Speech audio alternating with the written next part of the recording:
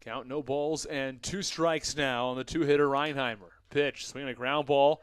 Third base side, it's foul. And the count remains no balls and 2 strikes. 1 out in the top of the first. Mitch Lamson is on the mound for the Blue Crabs. Lamson has a 5.14 ERA on the season. His whip is 1.86. Walks have been an issue for Lamson this year. It's not traditional for the left-hander. Mitch Lamson, in his career, does not walk a lot of guys in general. Throughout the course of his career, he has 885 strikeouts, just 237 walks. So about a 4-to-1 strikeout to walk ratio, which is very good from Mitch Lamson. But this year, 13 strikeouts, 9 walks, just a 1.5-to-1 strikeout to walk. The 0-2 pitch is upstairs, and the count 1 ball and 2 strikes on the right-handed hitter, Jack Reinheimer. Base paths empty, no outs. Top of the first inning. Here's the 1-2 from Lamson. Swing and a miss. The bat goes flying over the dugout, and Ron Lord picks it up. It's strike 3, and I beg your pardon, that ends the inning. The end of the top of the first inning. The Honey Hunters nothing, and the Blue Crabs are coming to bat when we come back.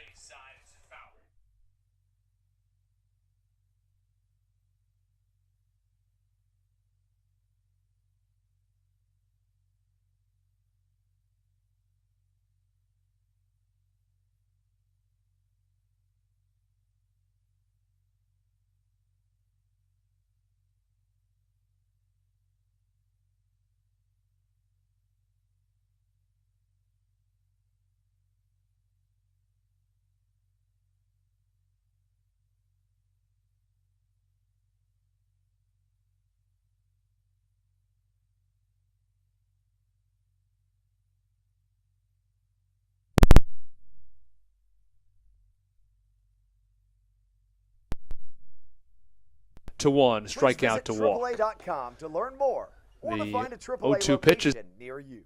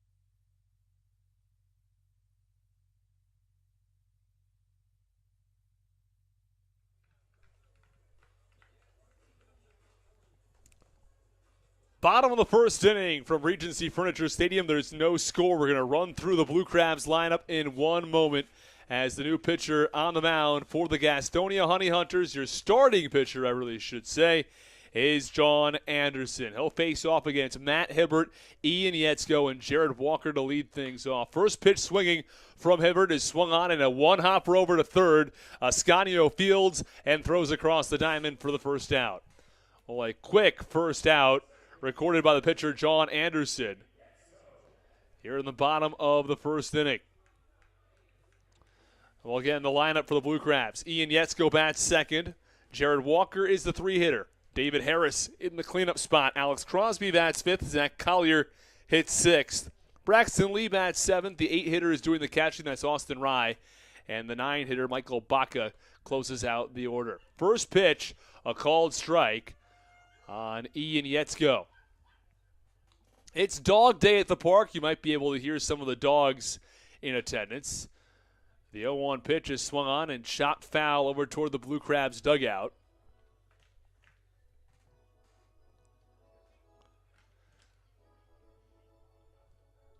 As we apologize if we have any technical difficulties today. We're trying to get everything sorted out. As the 0-2 pitch upstairs in the count, 1 ball and 2 strikes.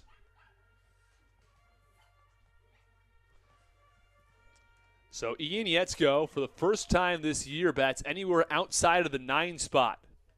Here's the 1-2. Swinging a line drive. Left field, base hit. Yetzko aboard with a single. And there's a runner on first base with 1 out. Well, yesterday it took almost 7 innings for the Blue Crabs to have their first hit of the day. Today, it takes just 2 batters. Ian Yetzko aboard with a single. That's just his 6th at-bat of the year. And despite the fact he only has 6 at-bats, Yetzko has 3 hits, including an extra base hit and had an RBI double in a game earlier this season against Lancaster when he was 1 for 4. Picked up an RBI double as part of a 6-5 win. There's the first pitch, a called strike on Jared Walker. And Walker's had some really good moments this year. He has 5 home runs on the season.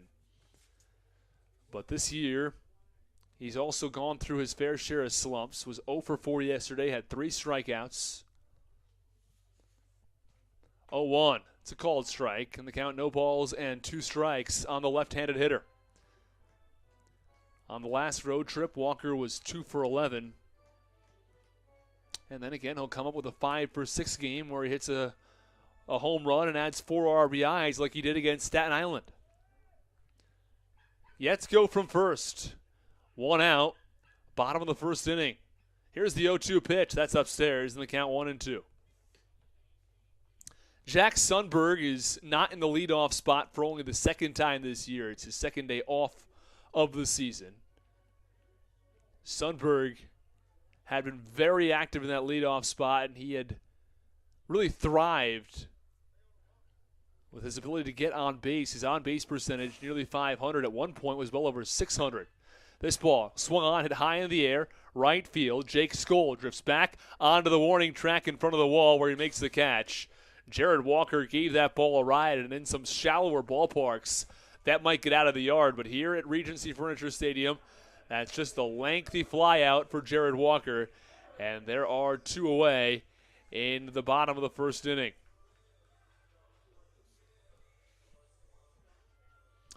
And in steps David Harris.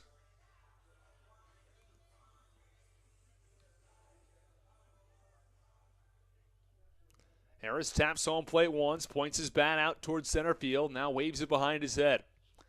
John Anderson on the mound. The pitch, called strike, the inner half, and the count 0-1. So after Matt Hibbert grounded out to start the inning, Ian Yetzko singled, and a long fly out from Jared Walker. That's how we got here in the bottom of the first, with 2 outs and a runner on first. Wouldn't be stunned to see Yetzko go, as the 0-1 pitch, a called strike, and the count, no balls and 2 strikes. David Harris had one of the team's 3 hits yesterday. It was not all that hard hit of a ball, though. It was just a ground ball to the third base side. It was a tough play for Ascanio, and he couldn't throw to first in time.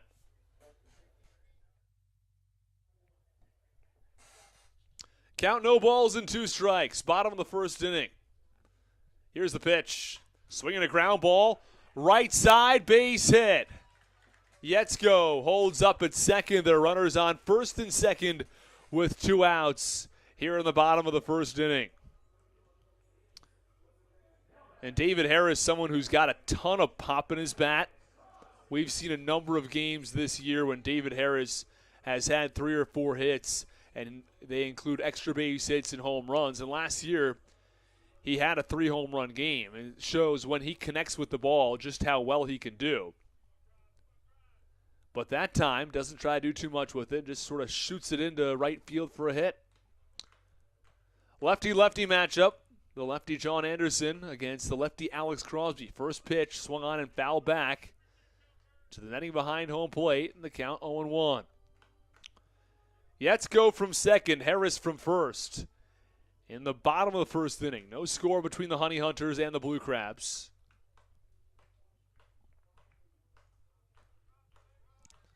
Crosby takes a couple of partial swings. Here's Anderson. The pitch. Swinging a high fly ball. Shallow right field. It's going to actually may even stay in the infield as Raider Ascanio drifts over into foul ground to make the catch for the third out. Well, the Blue Crabs pick up 2 hits. They strand 2 at the end of the first inning. It's Southern Maryland nothing and Gastonia nothing. You're listening to Blue Crabs Baseball on the Hometown Real Estate Broadcast Network.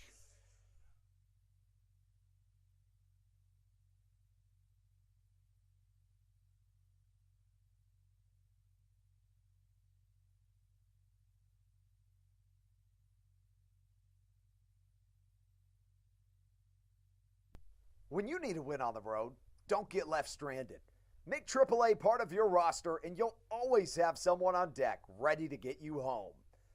AAA also offers car care, insurance, and travel services and has stores conveniently located for Blue Crabs fans in Brandywine, Crofton, and Alexandria.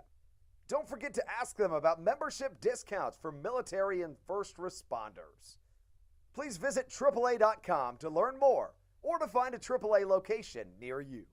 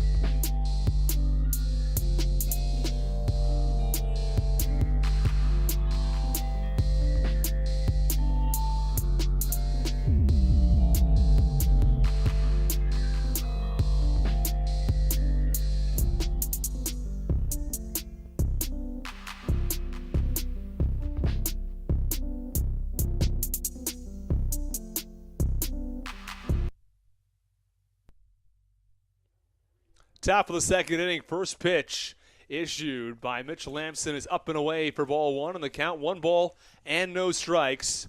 On the fourth hitter in the lineup, Zach Jarrett. It'll be Jarrett followed by Luis Castro and Raider Ascanio as the 1-0 pitch is cut on and fouled back to the netting behind home plate. The count, a ball and a strike. Top of the second inning, the Honey Hunters were sent down in order 1-2-3 in the top of the first, and the Blue Crabs had a pair of hits but did not have a run cross home plate, so still no score as the 1-1 pitch is away and the count 2 balls and a strike. Well, happy we can have you with you, or happy we can have you with us, I guess I should say, as the 2-1 pitch is cut on and popped up foul, first base side out of play, and the count 2-2. Some overcast skies. There was some worry of a bit of a drizzle before the game, but nothing really ended up happening. Now, the weather app says 90%, and you just never really know what's going to happen. 2-2 pitch. Swinging a ground ball. Second base side, Ian Yetzko fields, throws to first. It's in time. Well, it wasn't quite clear who was going to play second base to start the day. The Blue Crabs had Raul Shaw start at second base yesterday. And today, I think there was some thought maybe they were going to go with Jordan Howard, and they end up settling with Ian Yetzko, who's playing in just his third game of the season, but he is 3 for 6 in the very limited sample size he's had. It also includes an RBI double from a game against Lancaster last week, I should say. First pitch cut on and fouled back from Luis Castro. Count no balls and 1 strike. Well, the lefty Mitch Lamson off to a strong start today, as he's had his fair share of troubles this year. He is 1-0, but his ERA up over 5. There's the pitch, swinging a line drive, left field. Zach Collier runs. Oh, I beg your pardon, that's Matt Hibbert who ranges over and makes the catch for the second out. Matt Hibbert jumped on his horse and made the play out in left field as he ranged over toward the line for the second out. Very well struck by Luis Castro, though. You don't see all that many balls hit harder than that. Just so happened it was right at Matt Hibbert, or he at least had enough time to get there and make a play on the ball. First pitch to the six-hitter. Raider Ascanio is popped up in foul ground. The first baseman, Jared Walker, over toward the wall, and he runs out of room.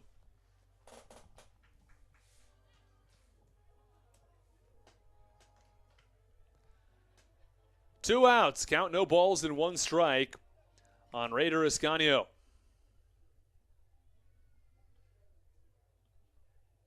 Top of the second inning. Here's the pitch. Swinging a foul ball once more. First base side, it's going to get out of play. So now the count, no balls and two strikes on the righty. Ascanio steps back in. Here's the 0-2 pitch. It's upstairs in the count 1-2. We've talked about Mitch Lamson again and his control.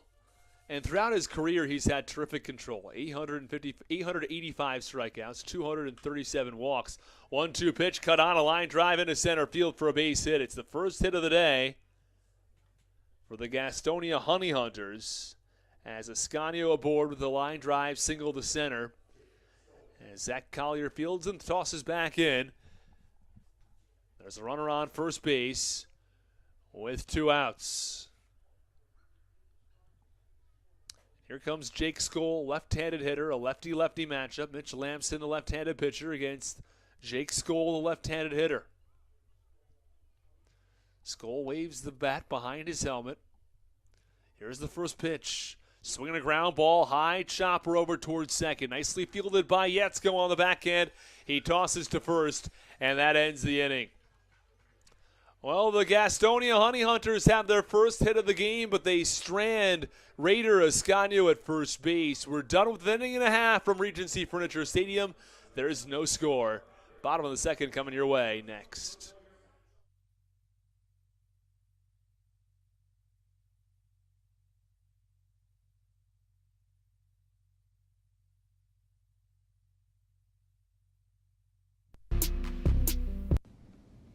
This is Patrick Baker, and you're listening to the Hometown Real Estate Broadcast Network. American Radiology is the clear choice for all of your medical imaging needs. With locations in Charles and Calvert counties, they offer a full range of imaging services. Some of their latest innovations included 3D mammography and wide-open MRIs for our claustrophobic patients. For your convenience, they even offer extended weekday hours and Saturdays. For more information or to schedule an appointment, visit their website at AmericanRadiology.com.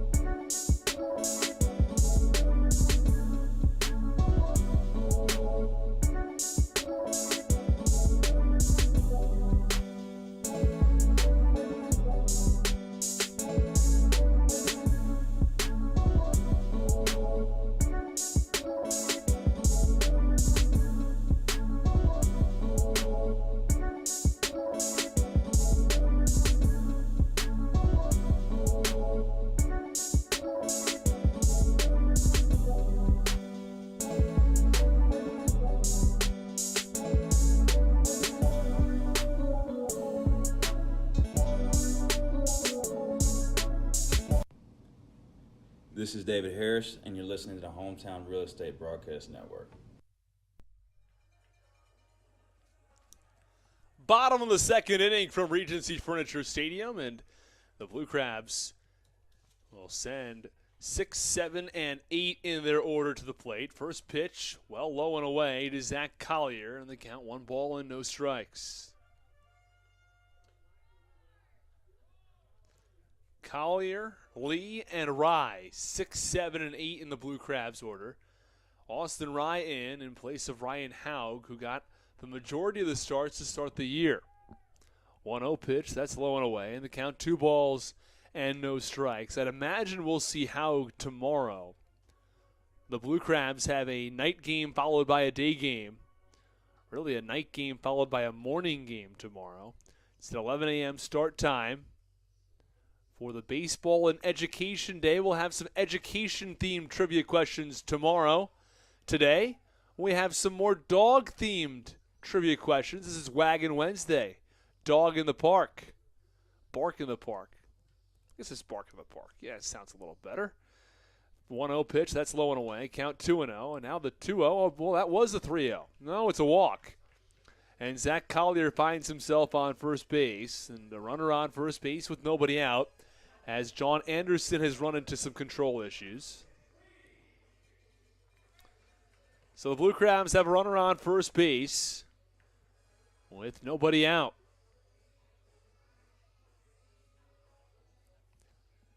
So here is Braxton Lee. Lee had a hit yesterday, one of, again, just 3 Blue Crabs hitters to do so, as he shows bunt and pulls back. The pitch low and away. Was it called a strike? Did they say he didn't pull back in time? I would be very surprised if that was the call. No, it was a ball. He did pull back in time. Raider Ascanio at third base, well in on the grass after he showed bunt. He does bunt. It's down the first base line. It's going to be a tough play. Everybody's going to be safe. Joseph Rosa, the second baseman, took a while to get over to first base. And the first baseman, Luis Castro, fielded. And everybody's going to be safe. The runner's on first and second now with nobody out. A bunt for a base hit for Braxton Lee. And there's a runner on first now with nobody out. And it's going to go down as a hit, but more than anything else for Gastonia, that's a miscommunication play. And Joseph Rosa needs to know he's got to be at second base there, but there's some confusion as well because who's covering second in case of a play where Braxton Lee where Zach Collier takes off for second base on a steal, or if they're trying to turn 2 and it's a ground ball to shortstop. So there are all sorts of different factors here. But Rosa still needs to understand he's got to be at first base on that bunt. And he did get there, but it was just far too late, and there was not going to be a play. First pitch to Austin Rye, I should say, who bats from the right side, is low and in. The count 1 ball and no strikes. 1-0 pitch. This is a bunt. Third base side. Going to be another tough play. Fielded by Anderson. The throw to first is in time, as Austin Rye ran right into the first baseman, Luis Castro, or I beg your pardon, that time it was the second baseman, Joseph Rosa, who was over there in time. It was a bad throw from John Anderson down the first baseline. It's actually to the foul side of the bag. Nicely scooped by Rosa, but it did result in the catcher, Austin Rye, nearly running him over. Meanwhile, Austin Rye advances the runners, so there are now runners on second and third with 1 out. Bottom of the second inning. 1 away. It's Zach Collier from third, Braxton Lee from second. Here is Michael Baca. First pitch misses away for ball 1.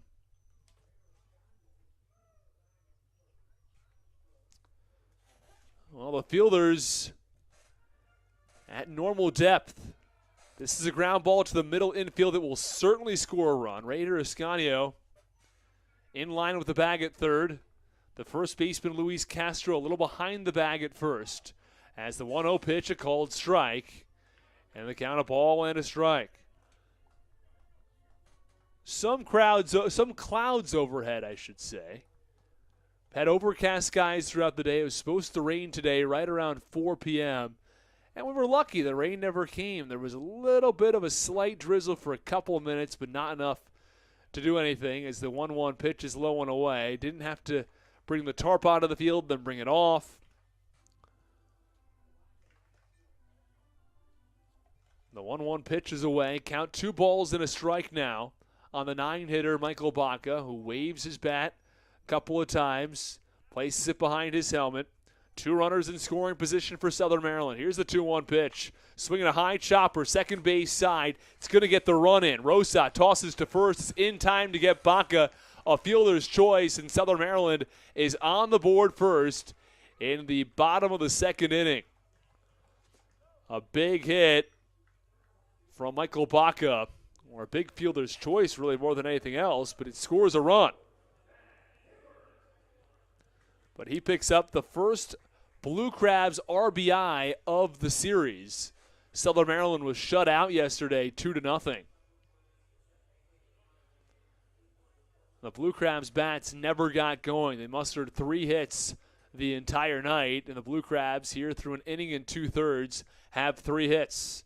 Back to the top of the order, it's Matt Hibbert.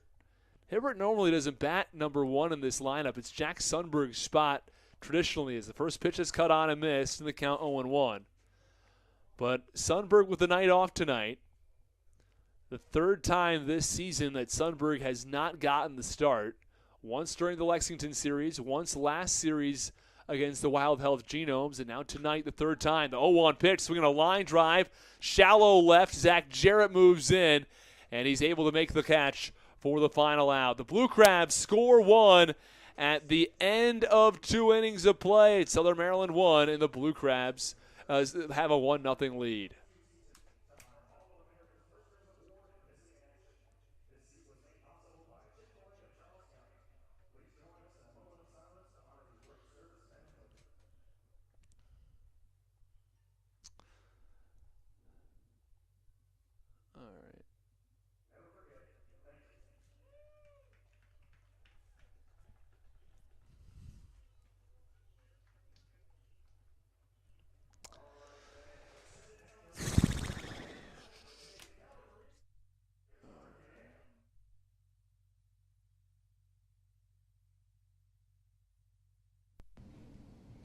This is Daryl Thompson, and you're listening to the Hometown Real Estate Broadcast Network.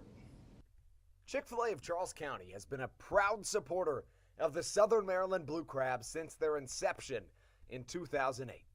For years, they have sponsored the Southern Maryland Blue Crabs, America's prisoners of war and missing in action. In between the second inning of each game, there is a moment of silence brought to you by Chick-fil-A. The Southern Maryland Blue Crabs appreciate and respect not only Chick-fil-A, but all of those that have served our great country. The seat that they sponsor was made possible by Chick-fil-A of Charles County. Thank you so much, and visit any of your Charles County Chick-fil-A locations today.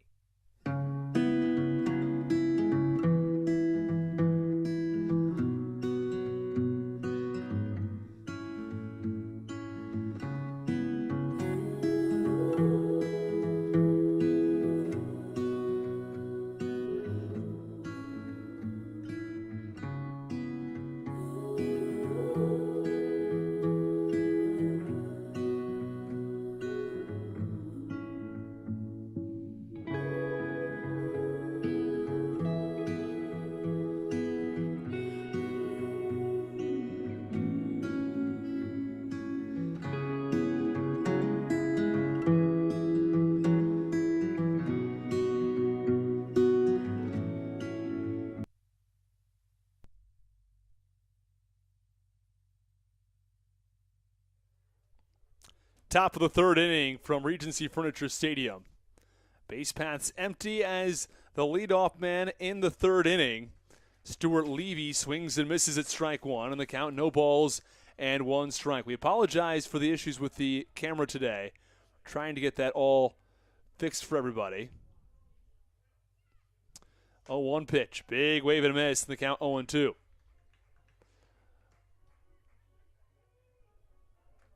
Count no balls and 2 strikes on the right-handed hitter, Stuart Levy. It's a 1-0 Blue Crabs lead. Southern Maryland scored the lone run of the game on a fielder's choice. Here's the 0-2. Came inside, got past the catcher, Austin Rye, and Stuart Levy isn't going anywhere. So he stays at home plate. The batter is allowed to take off for first base on any ball that's not caught in the air by the catcher. In that case, Austin Rye had that ball go all the way, allowed that ball, I should say, to go all the way to the backstop. 1-2 pitch. Low in the dirt, and the count 2 balls and 2 strikes. The Blue Crabs scored the first run on the bottom of the second. Here is the 2-2 pitch. Swinging and a ground ball foul. Third base side over toward the Blue Crabs dugout, and the count remains 2-2. So we mentioned this earlier in today's game, but it's Wagon Wednesday today. Bark in the park, Dog Day, whatever way you want to call it, Wagon Wednesday. So we're going to have some more trivia questions on dogs when Andrew Banstra joins us later in the broadcast as the 2-2 pitch is up and away and the count 3 balls and 2 strikes.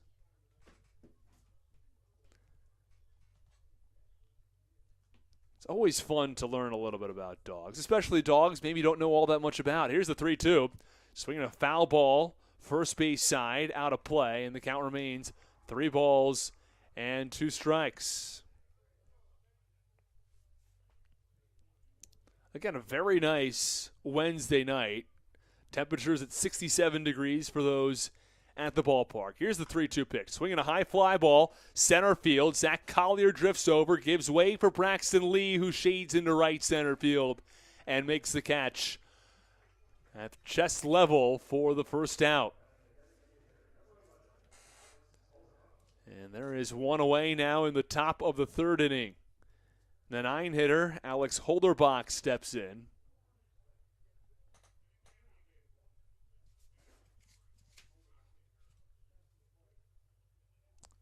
Base paths empty and 1 out for Holderbach. On the year, he hits .290. The designated hitter swings the first pitch and fouls it off first base side out of play. And the count, no balls and 1 strike.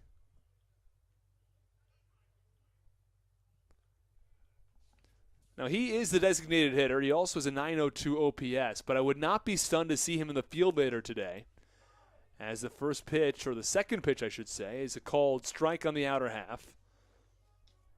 Holderbach looks back at the home plate umpire. A little bit of confusion. Your umpires in today's game, as the 0-2 pitch is strike 3. I think that Mitch Lamson might have thought he had the third out. It was a called strike 3 as he was jogging in toward the dugout. Either way, just 2 away. What a strikeout on Holderbach. And back to the top of the order for the Honey Hunters. Johnny Davis will step in. Davis points his bat out towards center field. Lamson set. First pitch to Johnny Davis. Swinging a high chopper, third base side. Alex Crosby fields in the backhand. Throws to first. It's in time to get Davis by a couple of steps. That will end the inning. We're finished with 2.5. The Honey Hunters have just 1 hit, and the Blue Crabs lead it 1-0.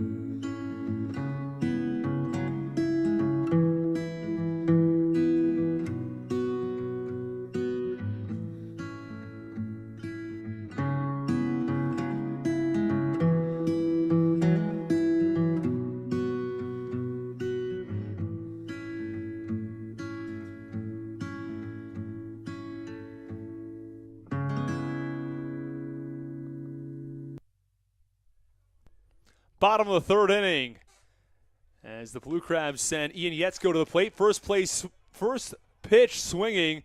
Slow ground ball down the third base line. He nearly had himself another base hit, but it rolled foul at the last moment. The third baseman, Raider Ascanio, came in on the ball and nearly played it, but realized there was enough spin on it to get it to go foul, and he waited an extra moment and let it do so. Otherwise, Ian Yetzko would have his second hit of the game. On the season, Yetzko came into the game 2 for 5. He's now 3 for 6 after a line drive single to left center field. 0-1, that's away, and the count 1 ball and 1 strike on the lefty, or on the righty, I should say. Base paths empty in the bottom of the third inning. 2, 3, and 4 due up. The 1-1, a cut on a miss, and the count 1-2. Yetzko to be followed by Jared Walker and David Harris. Harris singled back in the first, and Walker had a deep fly out to right field. 1-2 pitch. Upstairs in the count, 2 balls and 2 strikes.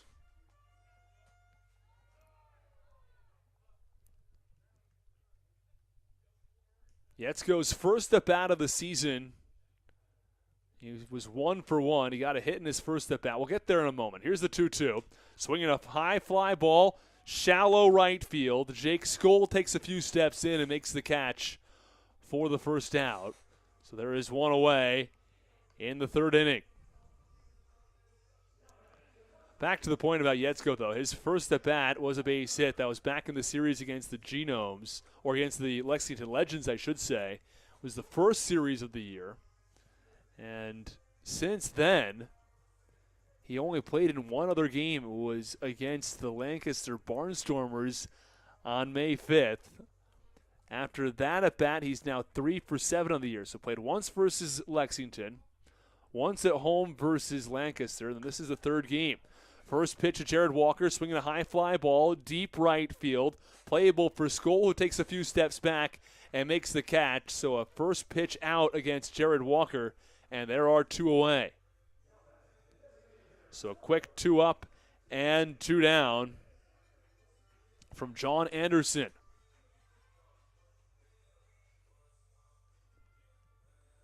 John Anderson playing in his 6th year of independent baseball. This year likely his best of all. We'll run through a few of his more recent starts momentarily. First pitch to David Harris, a called strike on the outside corner, and the count 0-1. First start of the year was against Lancaster. 4 innings of work, allowed 2 hits, 4 runs, just 1 earned though. He struck out 4 in the 4 innings of work. And the 0-1 is cut on and popped up in the infield. It's the third baseman, Raider Ascanio, who takes charge and makes the catch for the final out. His most recent start, though, he went 5 innings, allowed just 1 hit. He did walk 3. So far today, he finished his 3 innings of work. He's allowed just 1 Blue Crabs run on 3 hits. We'll step aside. When we come back, it's the top of the 4th. The Honey Hunters coming to the plate on the Hometown Real Estate Broadcast Network.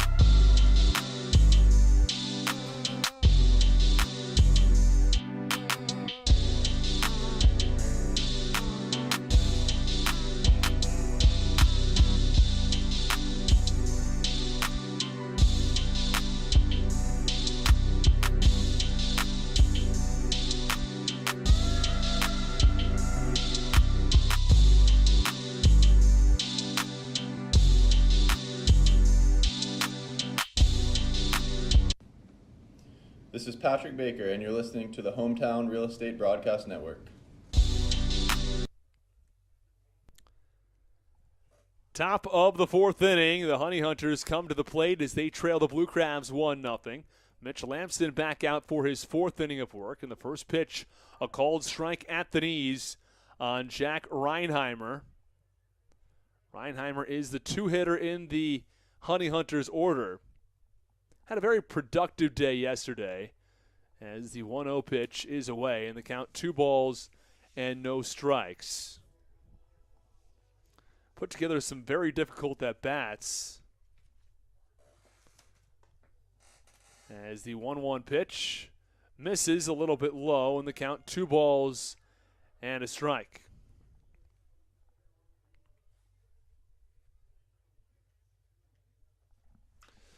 2-1 pitch, swinging a line drive, shallow center field, a diving play, and a nice catch from Zach Collier, who was on the run and dove into shallow left center to make the catch for the first out. As Mitch Lamson has his fielders bail him out a little bit, and that's the first out in the top of the fourth inning. Terrific play by Zach Collier in center field. Here is Joseph Rosa. Rosa, a right-handed hitter. Struck out his first time up and lost his bat in the process. First pitch breaking ball a little bit high. And the count 1 and no strikes with 1 away in the top of the fourth. We'll be joined by Andrew Banstra soon. We'll be soon to add some more Bark in the Park trivia questions as the 1-0 is a called strike and the count 1 and 1 strike. It's always fun when we can have Andrew Banstra join us on the broadcast. As the 1-1 pitch is swung on a ground ball. Couldn't quite see there toward the right field side, and it is through for a base hit. So there is a runner on first now with 1 out. Joseph Rosa with the second hit of the day for the Gastonia Honey Hunters, who have struggled to add hits themselves today. The Blue Crabs have 3 hits. It's as many as they had all game yesterday.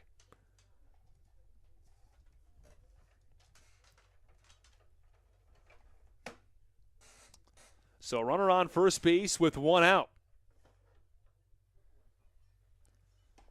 As the pitch in there for a called strike, and the count 0-1, and we welcome Andrew Banstra to the broadcast. Hey, what's up, Austin? It looks like the Blue Crabs have an early lead, which is what you like to see. Exactly. It just took a fielder's choice. The Blue Crabs played a little bit of small ball in the second inning.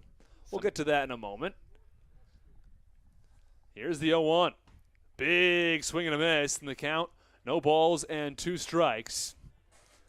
Well, back in the second inning, it was a walk from Zach Collier, a single from Braxton Lee, a sacrifice bunt from Austin Rye, before Michael Baca drove in a run with a fielder's choice. Count, no balls and 2 strikes. The 0-2's upstairs, and the count 1 and 2 strikes. Joseph Rosa is from first base. Reached on a single on a ground ball to right field. Jarrett digs back in.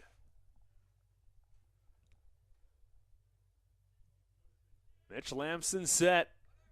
Throws to first. They've got an opportunity to catch the runner going. They get him. What a play by Lamson. He tossed to first.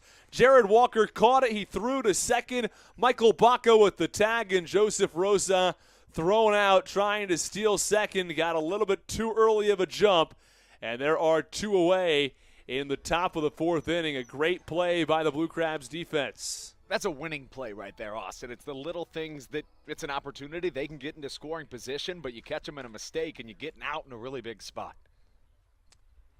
So now there are 2 away. Here's the 0-2 pitch from Lamson. Backdoor curveball, and it was a little low and in on Zach Jarrett, the cleanup hitter, who grounded out to second his first time up. Here is the 1-2 from Lamson. A little bit low. Andrew, do you hear that little whimper in the background? Well, it's Bark in the Park night. That's what I was about to get to. Naturally.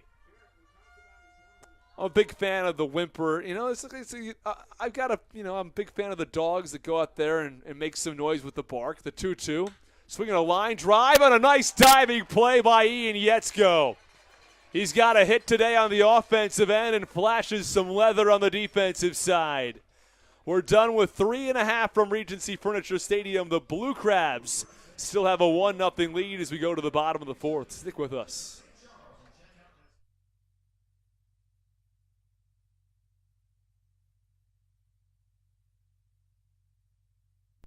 When you need a win on the road, don't get left stranded. Make AAA part of your roster and you'll always have someone on deck ready to get you home. AAA also offers car care, insurance, and travel services, and has stores conveniently located for Blue Crabs fans in Brandywine, Crofton, and Alexandria. Don't forget to ask them about membership discounts for military and first responders. Please visit AAA.com to learn more or to find a AAA location near you.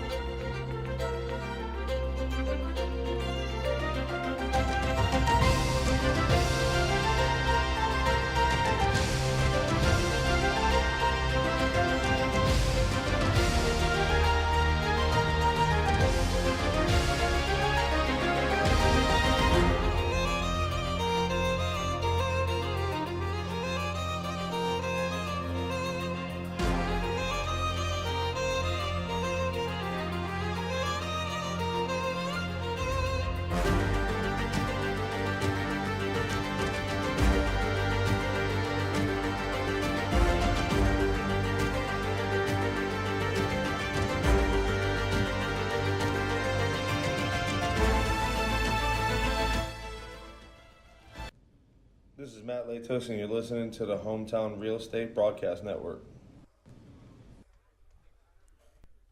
Bottom of the fourth inning, the Blue Crabs 1 and the Honey Hunters 0. As the first pitch to Alex Crosby is cut on and fouled off, third base side out of play. The count, no balls and 1 strike. Well, the Blue Crabs will send 5, 6, and 7 in the order to the plate as the 0-1 pitch. In there for a called strike, thigh level, and the count, no balls and 2 strikes. So it's Crosby followed by Zach Collier and Braxton Lee. And Andrew, the Blue Crabs have a slightly different lineup today.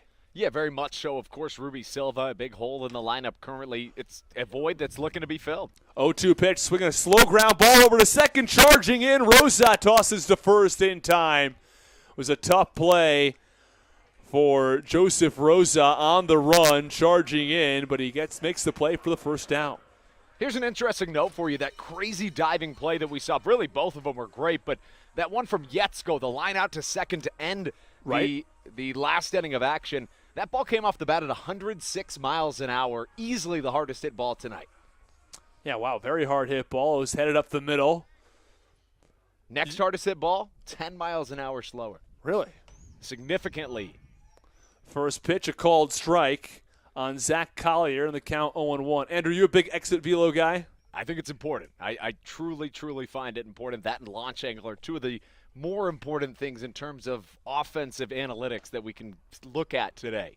0-1 is low and in. I think it also contributes to the sort of 3-pitch outcome or 3 different sort of play outcomes of the home run, strikeout, walk, because home runs are sort of becoming king in Major League Baseball. 1-1 pitch, swinging a line drive, shallow left field, a diving play by Zach Jarrett. He comes up with it. What a play by Zach Jarrett, diving in shallow left, and he robs a base hit from Zach Collier.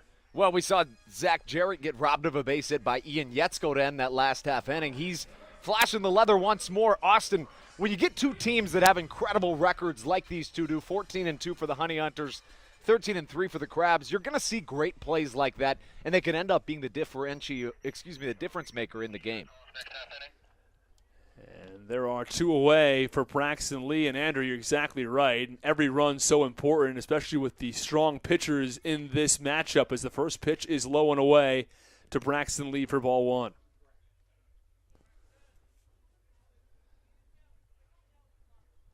Oh, 2 pitch, cut on, a high pop-up foul, third base side out of play, and the count 1-1. Well, John Anderson comes into this one having had 3 starts on the year, had a 1.93 ERA.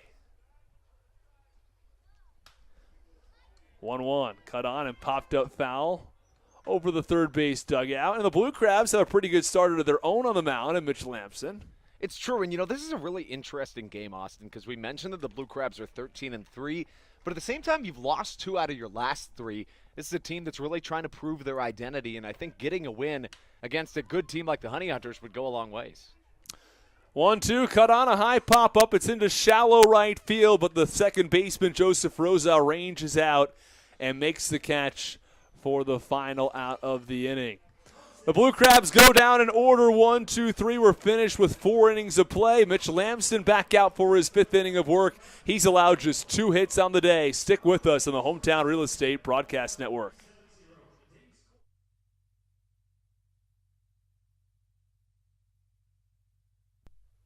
All Pawn is Southern Maryland's premier pawn shop and is the official pawn shop of the Southern Maryland Blue Crabs. Stop by and say hello today.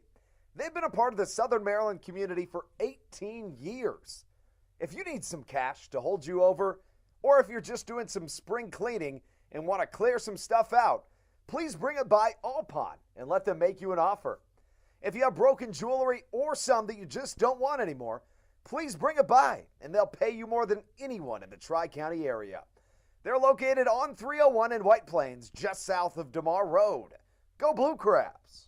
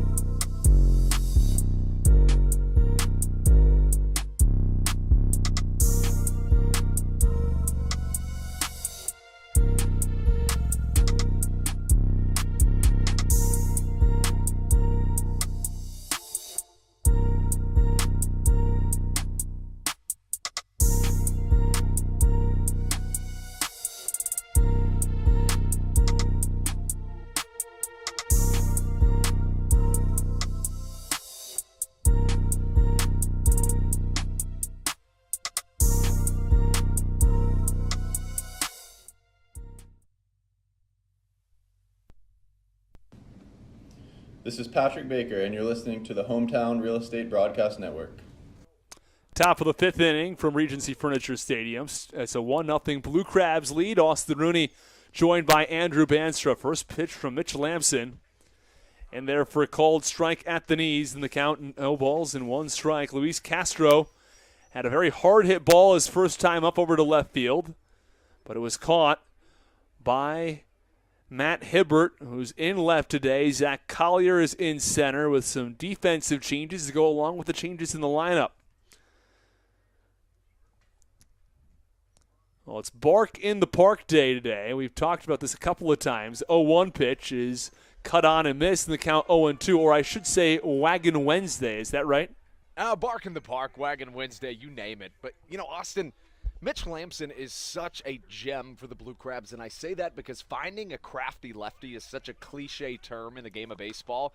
You're not going to find one much craftier and with a better body of work than Mitch Lamson. I mean, we're talking about a guy that in 2019 was the American Association Pitcher of the Year. I mean, that is Daryl Thompson level stuff, and he's the number 2 behind Daryl Thompson. So, his numbers tonight are exactly what you would expect in a guy that is going to be pivotal for this Blue Crabs team all year long. Well, you said it. He's going to be pivotal as the 0-2 is swung on and missed. Struck him out.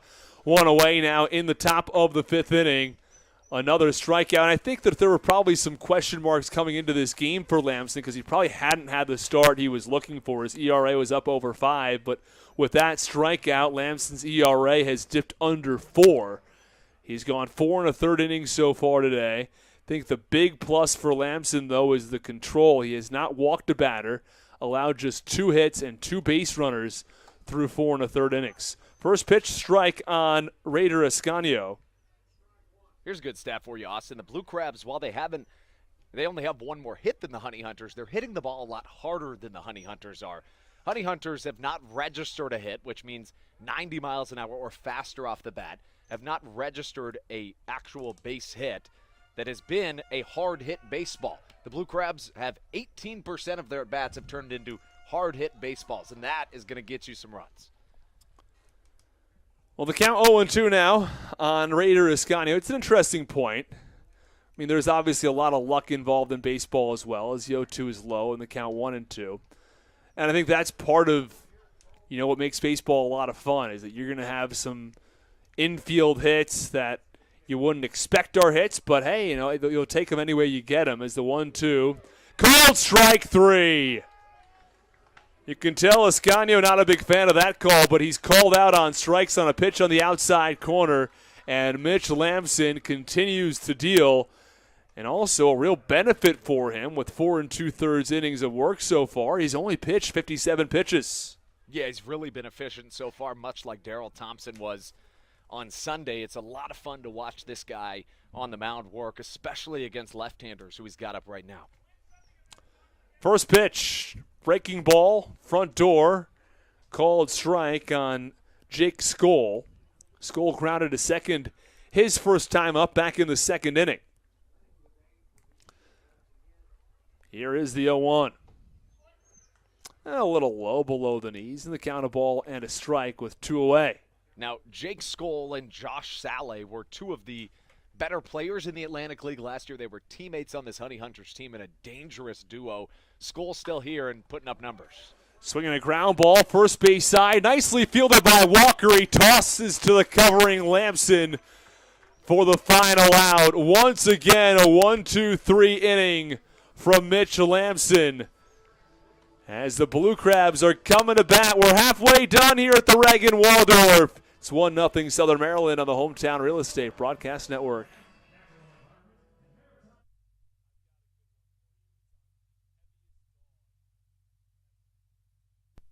This is Coach Doug's, and you're listening to the Hometown Real Estate Broadcast Network. American Radiology is the clear choice for all of your medical imaging needs. With locations in Charles and Calvert counties, they offer a full range of imaging services. Some of their latest innovations included 3D mammography and wide-open MRIs for our claustrophobic patients.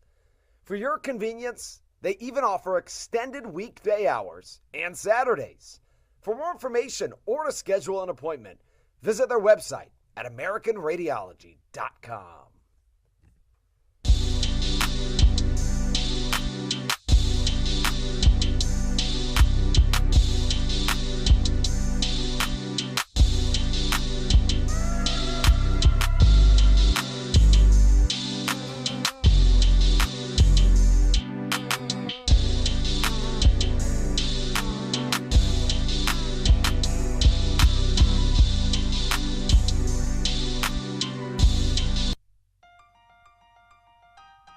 So, what do you like about your home? Practice like hockey. I practice stick handling and sometimes shooting. Mommy. Go outside sometimes. I like playing lacrosse. Playing the Switch. I like the scribble. Daddy. I like to build Legos at home. I have the biggest closet. Riding my dirt bike. We help. This is Andres Riceno, and you are listening to the Hometown Real Estate Broadcast Network. Bottom of the 5th inning, 1-0 Blue Crabs. You may have heard a dog in the last commercial. It is Bark in the Park Day today at the Reg in Waldorf. And Andrew, we've got some trivia questions. I've been teasing these for a little while. We got to get to them. in a moment. First pitch, though, is a called strike on the 8-hitter in the Blue Crabs order, Austin Rye. 8-9-1. Rye, Baca, and Hibbert come to the plate in the bottom of the 5th. So my first question for you, Andrew. Please. What is the heaviest dog ever as the pitch is swung on and line into right field for a base hit? Austin Rye is aboard for the base hit. So as we're about to learn about the heaviest dog in history. In history? I guess so, that's right. It was a base hit from Austin Rye. So the Blue Crabs have something cooking, and this dog might want something cooking for breakfast. So are you saying this particular breed is the largest breed of all time? No. This specific dog? Yes, holds the record for the heaviest dog in the world at blank pounds. Ever? Yeah, that's my understanding. Okay. Let me think on that one. And Baca squares around a bunt. He bunts fouled on the first base side. Baca in a little bit of a slump right now. We always see his terrific defensive play. And hitting comes in bunches. It's one of those things. You're going to go through streaks and you're going to go through slumps throughout the course of the season. You know, and I would argue in a lot of ways, this is a really weird analogy, but in the Atlantic League, it's almost like in the MLB, if you can have a catcher that can play defense and not give you as much of the bat, that's okay. In some ways, in the Atlantic League, that's how it is with shortstops. If you can find a guy that can really hold it down at short in the Atlantic League, somebody over the last few years like an Edwin Garcia and Alfredo Rodriguez, guys like that have held it down. I think that Baca defensively really makes up for what he has been lacking in the bat to start this season, and he showed us last year he can be a 300 hitter. Runner on first base, one out. Count, a ball and a strike on Baca. Here's the pitch. Low, runner goes. Throw down to second. It's a little bit high, and Rye is in there safely. So the count now 2 balls and 1 strike on Michael Baca. Austin Rye took off for second. He has a stolen base. And there's a runner on second base with 2 outs now for the Blue Crabs.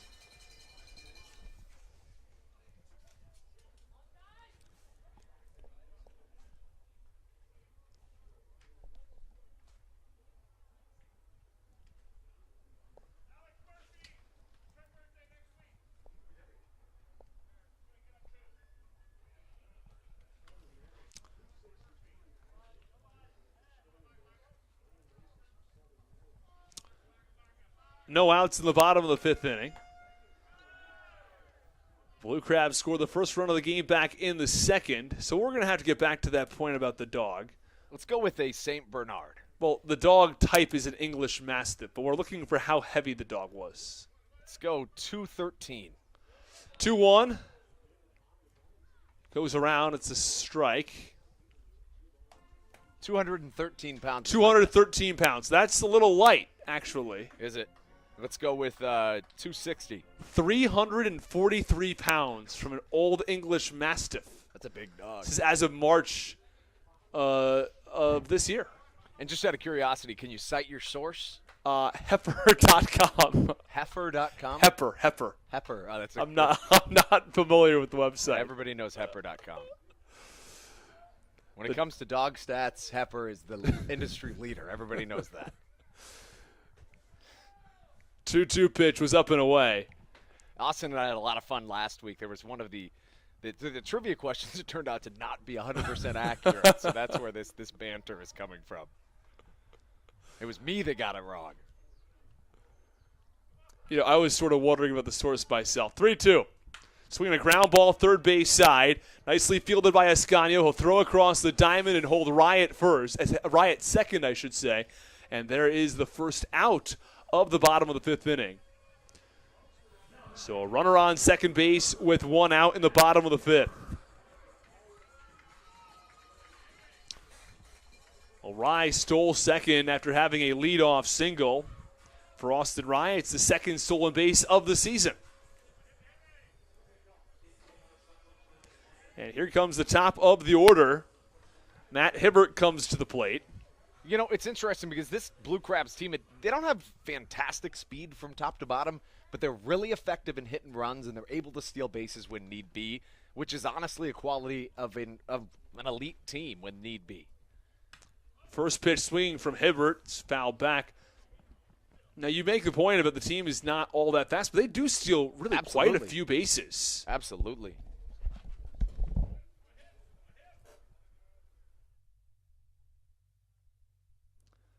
The Blue Crabs on the season. Got those numbers for you in one moment. Have stolen 28 out of 30 bases successfully. Runner goes, throw down to third, and they get him. Austin Rye took off just a little bit too early. And John Anderson recognized that he was going. I think that his teammates were shouting at him, he's going, he's going. He tossed over to third, enough to get the out on Austin Rye. So now there are two away. The Blue Crabs had a man in scoring position. Decided to run with one out, try to get into third base, and possibly trade a run with an out, but there's the 0-1 pitch upstairs, and the count 1-1. But John Anderson, quick on his feet, threw an accurate throw to third base to get Austin Rye trying to steal third. It's just the third time this year a Blue Crab has been caught stealing, as the 1-1 is upstairs, and the count 2-1. 2 outs in the fifth inning. Blue Crabs 1, Honey Hunters nothing. It was just the fielder's choice, all it took back in the second inning to give the Blue Crabs the first run of the game. The 2-1, swinging a tapper foul, third base side. The count 2-2.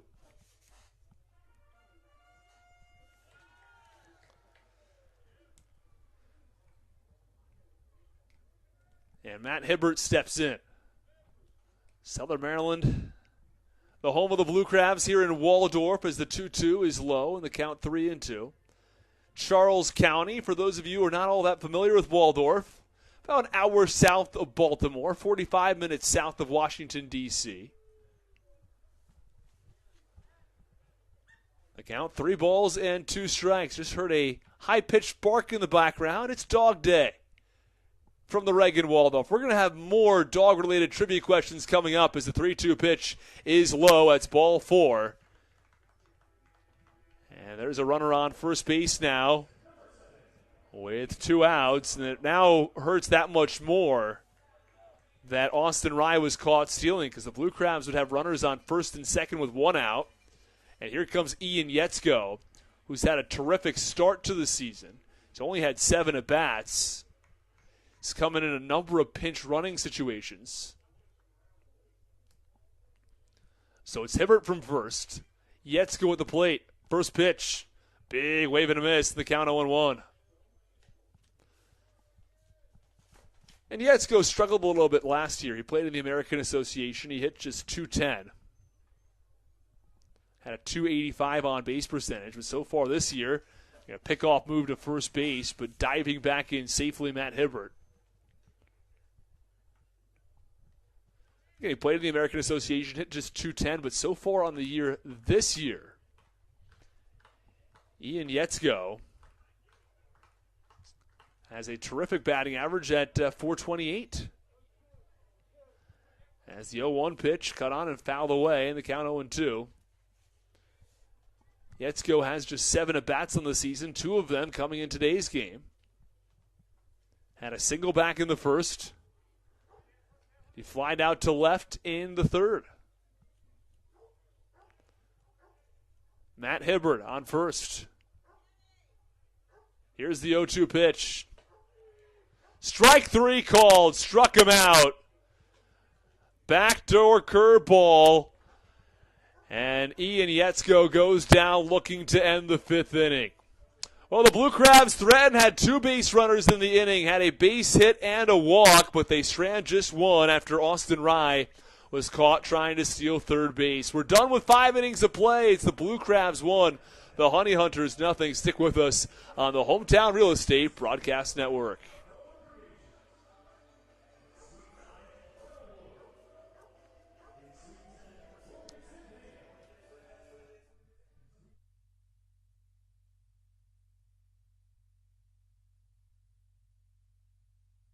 This is Coach Doug's, and you're listening to the Hometown Real Estate Broadcast Network.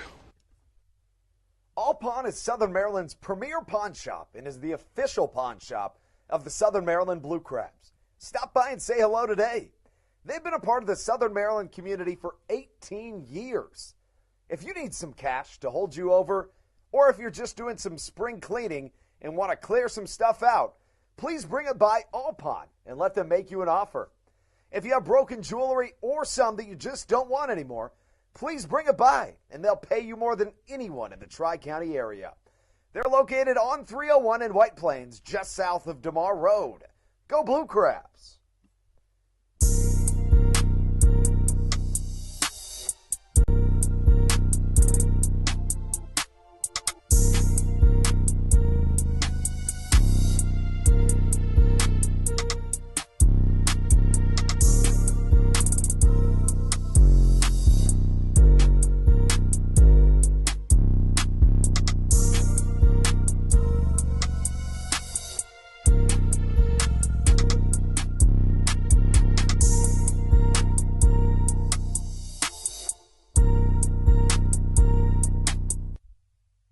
Welcome back inside Regency Furniture Stadium. Andrew Banstra alongside Austin Rooney as we take you through the top of the sixth inning here at Regency Furniture Stadium.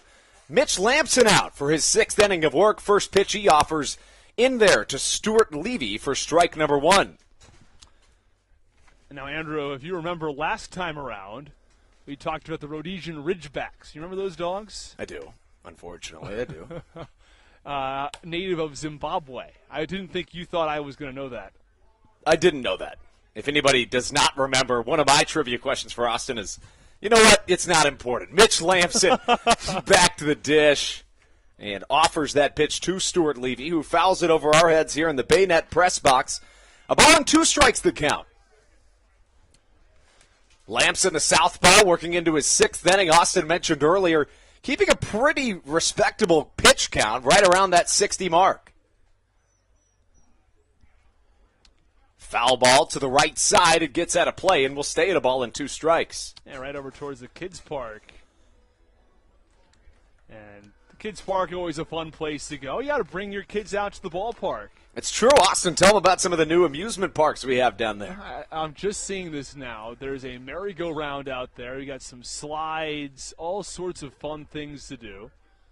Lampson on his way home with the 1-2. Big sweeping curveball misses inside, and the count draws even at 2 balls and 2 strikes.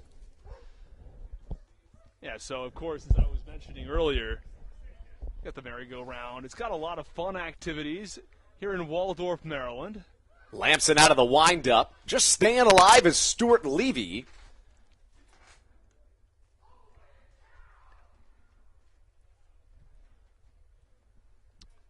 Levy, a catcher by trade, number 15 on the back of that gray Gastonia Road jersey. Southern Maryland rocking the Maryland-themed jerseys here on a Wednesday night in Waldorf. 2 balls, 2 strikes, and the pitch. Lampson on his way home. Beautiful pitch. Changeup swung on and missed. Pulled the string on Stuart Levy, and Lampson has his best stuff here today. There's no question about that. Lampson has been dealing. You're 5 1/3 innings of work through your start, and you've only thrown 67 pitches. He could go 7 innings tonight, maybe even 8, if he keeps these numbers up. Allowed just 2 hits in that time frame. And we knew that Mitch Lampson was going to be Mitch Lampson at some point. He's showing us that here tonight and just how incredibly important it could be to have a 3-starter like Mitch Lampson as strike number 1 crosses the zone to the 9-hole hitter and Alex Holderbach, the designated hitter in the Gastonia lineup. The 0-1 on its way. Fastball elevated outside the strike zone to even the count at a ball and a strike. Holderbach has just 1 at-bat so far today, struck out swinging back in the 3rd inning. The right-handed batsman taps the plate. 1-1 on its way from Lampson. Just getting a piece of it, but back into the protective netting. Now, Andrew, I've got another question for you for dogs. This one, you know, I'm going to try to mix it up. We'll make it a little easier on you, I think. We've got the question is, what is the world's fastest breed of dog? So your options are, we'll get there in a second. The pitch from Lampson. Well, your options are the Greyhound. Okay. The Rhodesian Ridgeback. It's the Greyhound. How sure are you? Pretty sure. Well, you're right. There's a Greyhound bus. You want to get there fast. I don't know if you have to take the Greyhound bus to get there quickly, but a Greyhound will get you somewhere quickly. 2-2, swung on and missed. Another one for Mitch Lampson, who is absolutely on his best stuff here on a Wednesday night. Just marvelous, Austin. Is nothing short of what Mitch Lampson has been so far. 6 strikeouts through 5 2/3 innings. And 4 of those strikeouts have come in the last 5 batters. Getting better as this start goes. Top of the 6th, only 2 hits allowed, no runs for Lampson. The southpaw out of the windup, the pitch. Check swing, did he go? No, he did not, says our first base umpire. The count, 1 ball, no strikes. And now we've got a couple other ones with the Greyhound. Is the Greyhound faster than a wolf? I'll go yes. It is. Swing and a miss on an elevated fastball to the leadoff man, Johnny Davis. Count draws even at a ball and a strike to the MLB veteran. How about, is it faster than the coyote or the hyena? I'll go yes. It is. Yes and yes. It's also faster than a raccoon, which is another option here for me. How about that? Lampson on a swinging bunt to the left side, fielding his position, firing to first. Another 1-2-3 inning for Mitch Lampson, who is absolutely supporting his Southern Maryland team here this evening. Take things into the bottom of the 6th inning right here on your home for Blue Crabs Baseball, the Hometown Real Estate Broadcast Network.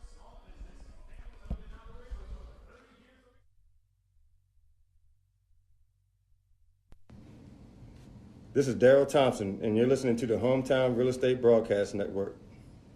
When you're in the market to buy or sell a home, call Tony McClure of Century 21 New Millennium and his Grand Slam team. The realtor of the Southern Maryland Blue Crabs since our first season in 2008.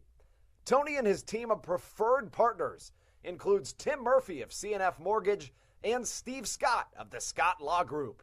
Together, they will ensure that your real estate needs are nothing short of a grand slam. The quality service you will receive is Hall of Fame worthy. Put Tony's 41-plus years of experience to work for you. Call or text Tony today at 301-928-1280 for your personal Grand Slam experience. Go Blue Crabs. Did you know that the Washington, D.C. metro area is the 5th most expensive place to live in the entire United States of America? Sometimes finding affordable housing in this area can feel impossible. If you're struggling to find affordable housing, look no further than the Villages of St. Charles by Ross Properties. You can visit them online at villagesatstcharles.com for more information today. Villages of St. Charles, they'll have you safe at home.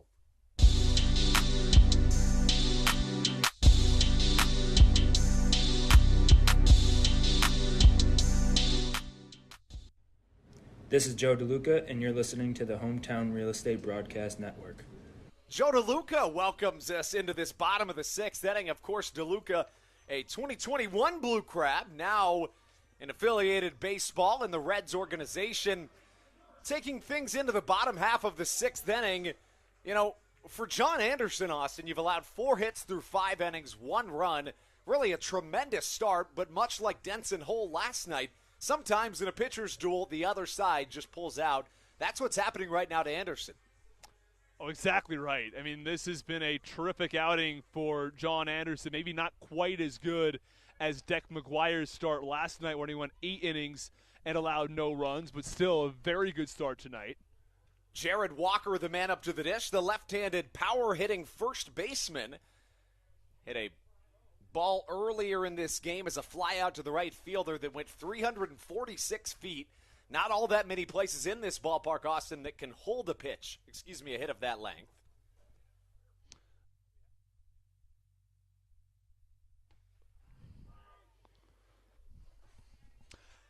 That pitch was a called strike, but on that last pitch, the pitch prior when Jared Walker fouled it off the netting, a fan who's in an FBI sweatshirt and has a dog down there was nearly hit, but he got out of there unscathed. I think he was a little surprised to see the ball come down directly behind him. He's in the front row behind home plate.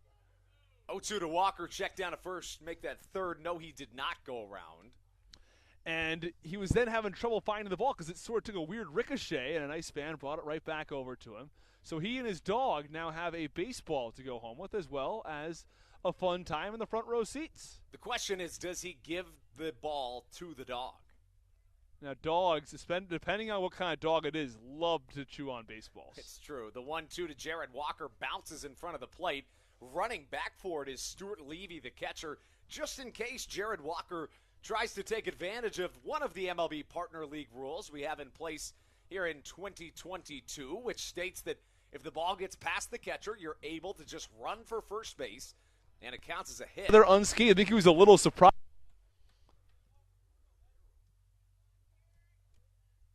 Jared Walker back into the left-handed batter's box as the count evens at 2-2. The pitch, swing and a miss on a slider outside. Strike number 3 as Jared Walker goes down.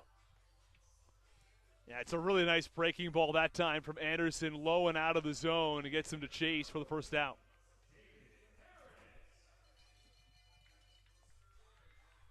Here comes David Harris.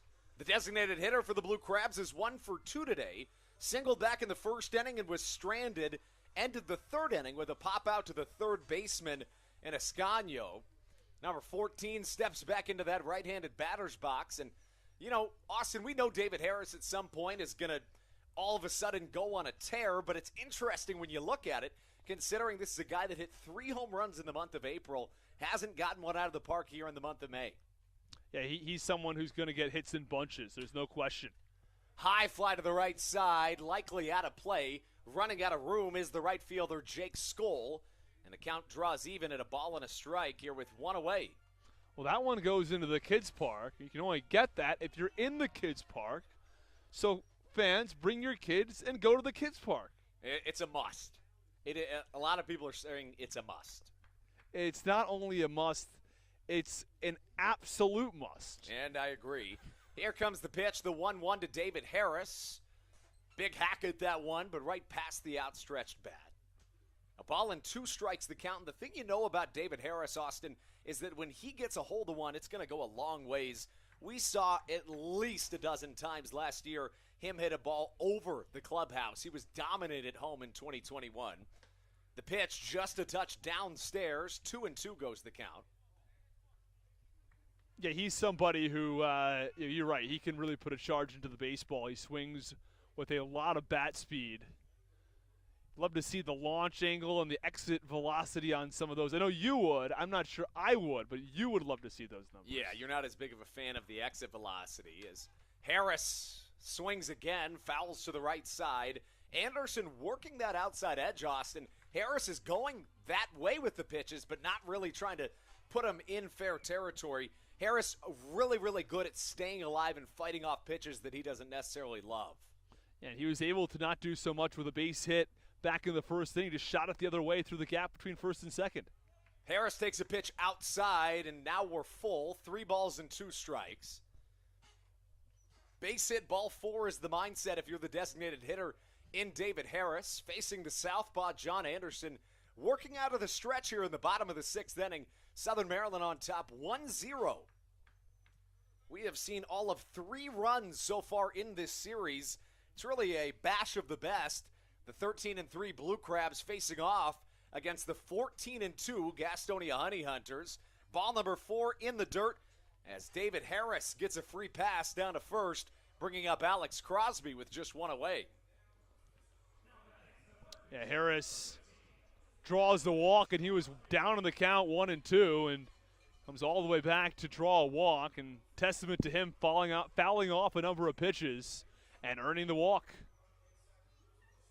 Anderson waiting as Crosby strolls up to the left-handed batter's box. Alex Crosby, a second-year Blue Crab, was top 10 in the Atlantic League in a handful of categories offensively last season. Harris with a small lead off of first. Left-on-left matchup begins with a fastball that dots the outside corner for a called strike number 1. Crosby, just the type of guy you want in your clubhouse. One of those guys that everybody gets along with, and just a good dude to have around, not to mention a fantastic ball player.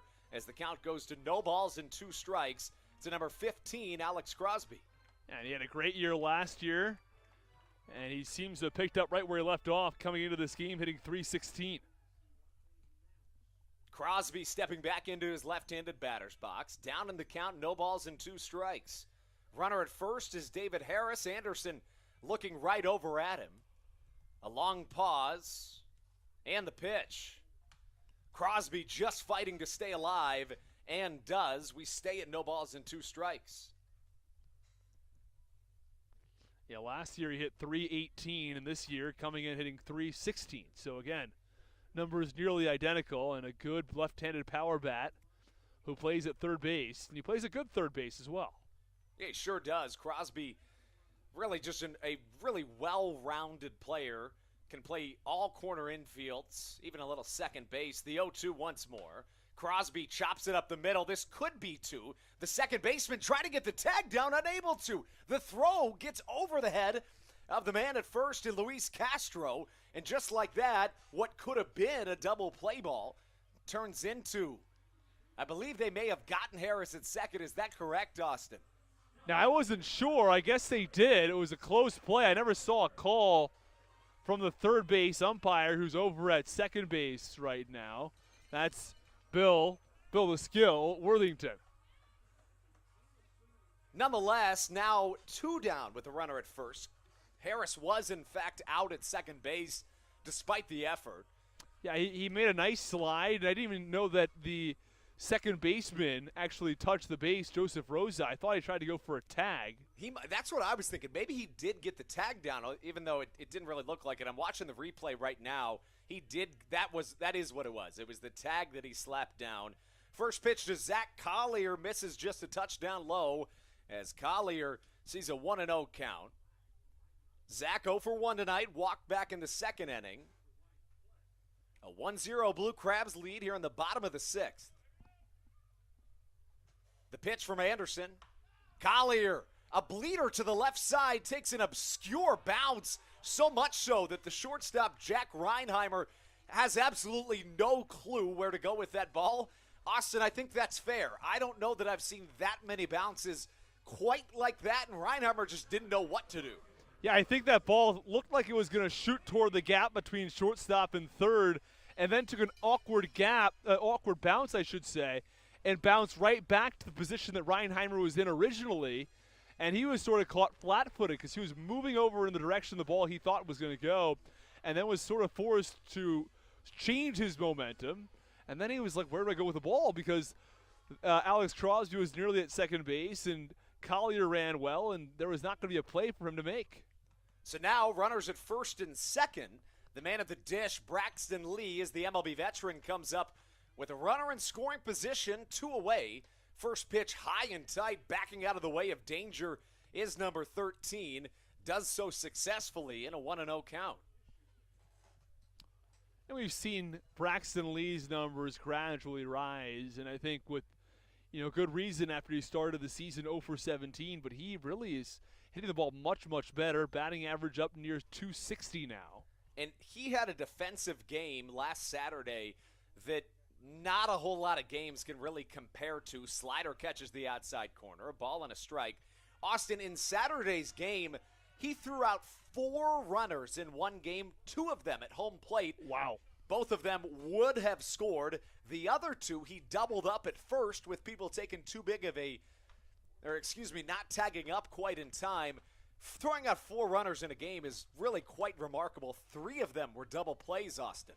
Exactly. It's almost like having 4 extra hits in a game. Right. And 2 times there was the bases loaded with 1 out, and they tried to tag from third, threw them out at home both times. You just don't see that often in one game. You don't. He's got a good arm. Sort of reminds me of Ruby Silva out in right field with that arm. Here's a note for you. When Don Mattingly managed him with the Marlins, he compared him to a young Brett Gardner. Wow. 5'10", 5'11", a guy that wasn't getting as much buzz as maybe he should have. Foul tip, the ump behind the dish says we'll stay at a ball and 2 strikes. But essentially what Don Mattingly says is when Brett Gardner was young, he saw exactly out of Braxton Lee the same thing. Now the umpires converge, Austin. I saw a foul tip. Did you? Well, it was definitely a foul tip. The question is whether or not Stuart Levy held on to the baseball. And if he did, it would be strike 3. If he did not and it hit the ground, then it's not. And Goose Gazzo is out to talk to his catcher, Levy. Call on the field's a foul ball. Looks like it's going to stay a foul ball.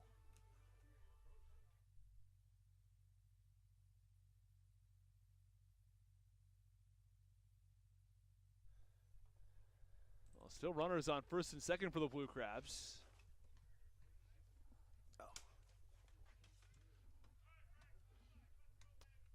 Well, Braxton Lee remains alive despite him nearly getting out on a foul tip. Second life for Braxton Lee. Here comes the 1-2. Lee chops it to the right side. High bounce to the first baseman, Luis Castro, who wins the foot race to first. Stepping on it for out number 3. We're through 2/3 of a ball game here at the Reg in Waldorf.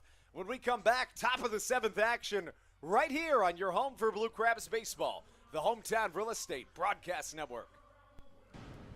This is Joe DeLuca, and you're listening to the Hometown Real Estate Broadcast Network.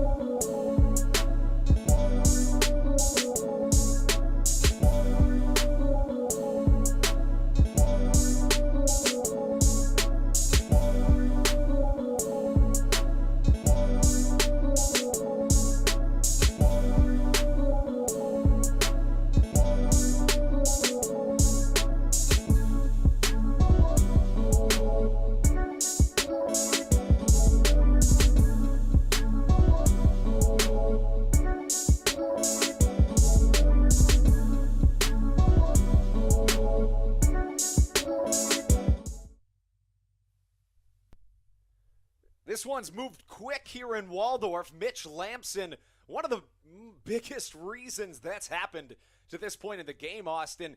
He has been absolutely chucking tonight. The Southpaw has allowed just 2 hits, no runs through 6 innings. Here he comes for the 7th. First pitch, one of those coveted sweeping curveballs he's gone back to over and over again, Austin, especially early in counts. As well, it's been an outstanding outing altogether for Lamson. Jack Reinheimer, the man at the dish. No balls, 2 strikes the count. And at some point you wonder, do you take him out at any point and go to the bullpen, or you just let him run? Because right now he's thrown 77 pitches and he's got 6 innings of work under his belt. You raise a really, really interesting point, Austin, after this pitch, the 0-2. Bleeder up the middle. Can Michael Baca get there? Yes, he can. On the slide, snagging that ball out of thin air. It has not hurt Mitch Lamson to have the defense behind him this evening, but boy, has he been good. You raise a really interesting point, Austin, and I say that because, you know, on the one hand, you have a fantastic bullpen that you can tap into. I mean, if Lamson goes 7, you can turn Briseño Latos for 8 and 9. But at the same time, he's been basically untouchable, and he's already in his 3rd time through the lineup. I mean, it'd be a hard move to take him out right now, but I also wouldn't call it a bad move. The count 0-1 as the 3-hole hitter in Joseph Rosa comes up to the plate. Well, there's not a lick of action in the Blue Crabs bullpen. And, you know, it's interesting because historically or traditionally, Stan Clyburn, more than almost any manager that I've ever witnessed, really tends to leave his starters in and give them a really long leash.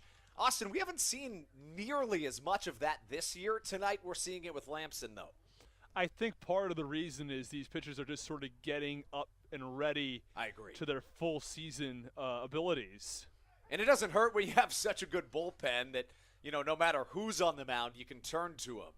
Right, and the other thing that I see there is Denson, as a pitcher like Denson Hull, right? So Hull had only had 2 professional starts prior to this season.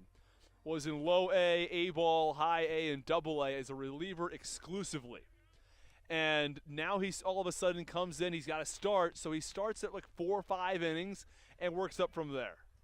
Reminds me a lot of Dustin Knight back in 2019. Had only made a handful of starts, had never gone more than 5 innings.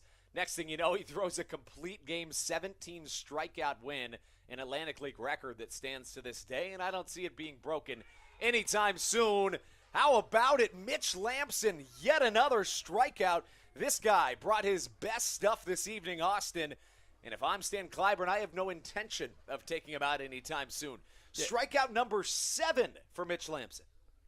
He continues the deal. He's now thrown 82 pitches through 6 2/3.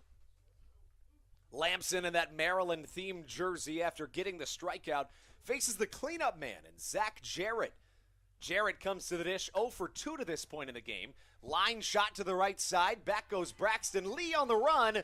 And pitch number 83 of this game gets Mitch Lamson through the 7th inning of action. Scoreless through 7 is the southpaw, having allowed just 2 hits.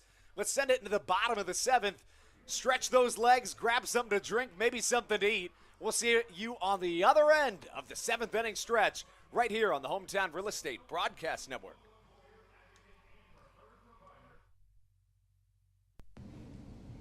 This is Daryl Thompson, and you're listening to the Hometown Real Estate Broadcast Network. Chick-fil-A of Charles County has been a proud supporter of the Southern Maryland Blue Crabs since their inception in 2008. For years, they have sponsored the Southern Maryland Blue Crabs, America's prisoners of war and missing in action. In between the 2nd inning of each game, there is a moment of silence brought to you by Chick-fil-A. The Southern Maryland Blue Crabs appreciate and respect not only Chick-fil-A, but all of those that have served our great country. The seat that they sponsor was made possible by Chick-fil-A of Charles County. Thank you so much, and visit any of your Charles County Chick-fil-A locations today.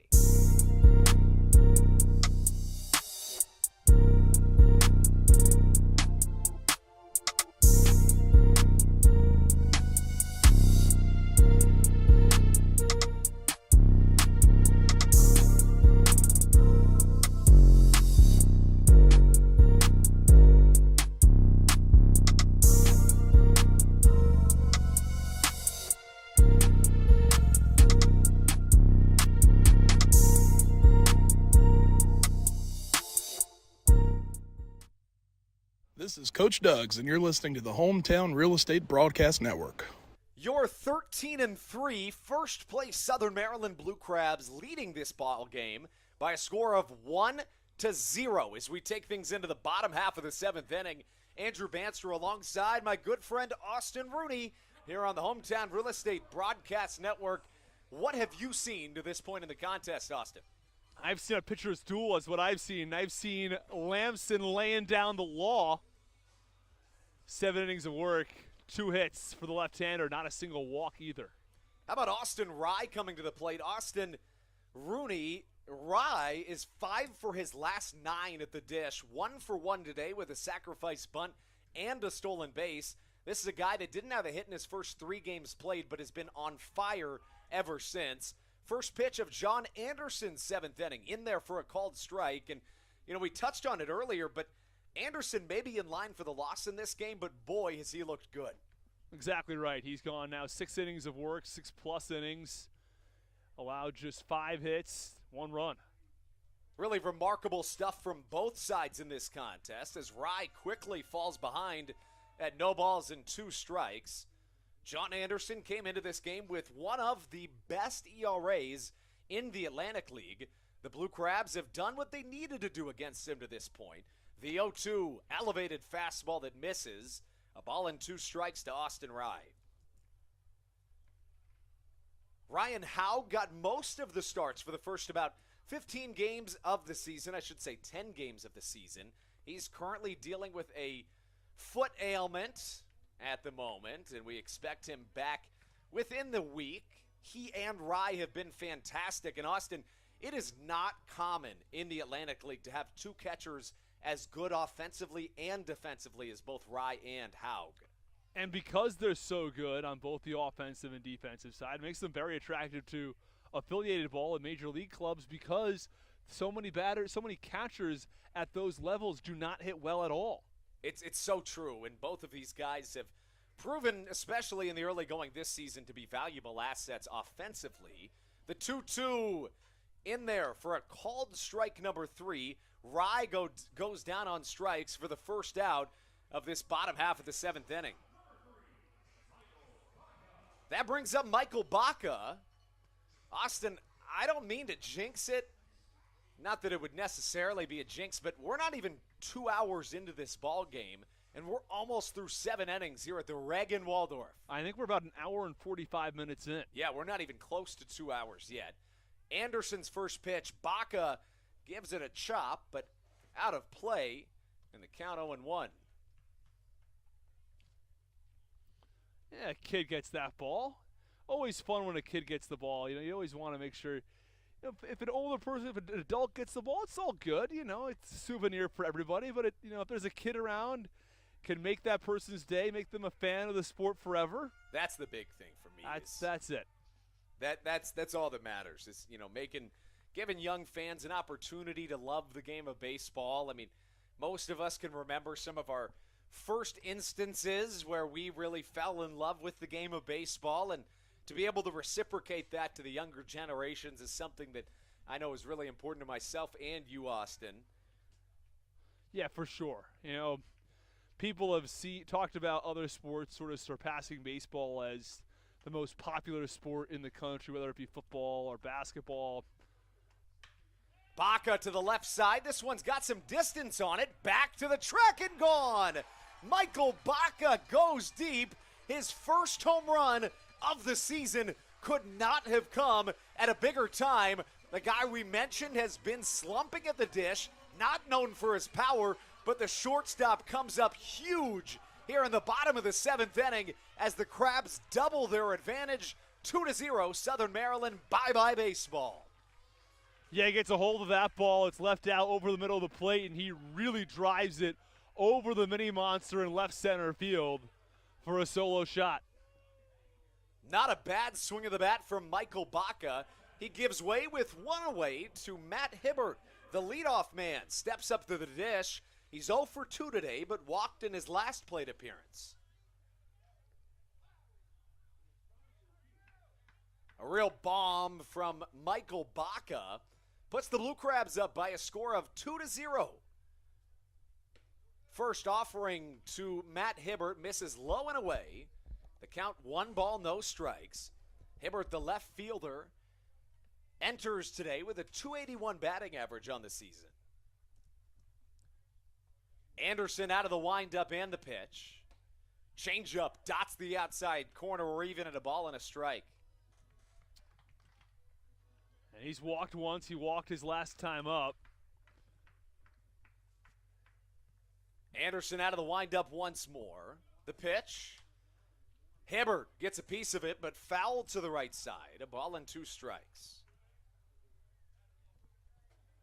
I beg your pardon, a ball and a strike, I should say. Really beautiful night here in historic Waldorf. Bottom of the 7th inning. This town does have some really great history, back to all the way back like the 1940s and beforehand. In the 1950s, it was one of the biggest casino towns on the East Coast, Austin. Yeah, Did you know? Cool. I didn't know that. I didn't. You told me something about this a little while back, and I couldn't exactly remember what the deal was. This is crazy. Lionel Richie, Elvis Presley, all these guys, they performed in Waldorf because so many people came to the casinos that's where the performers went as well.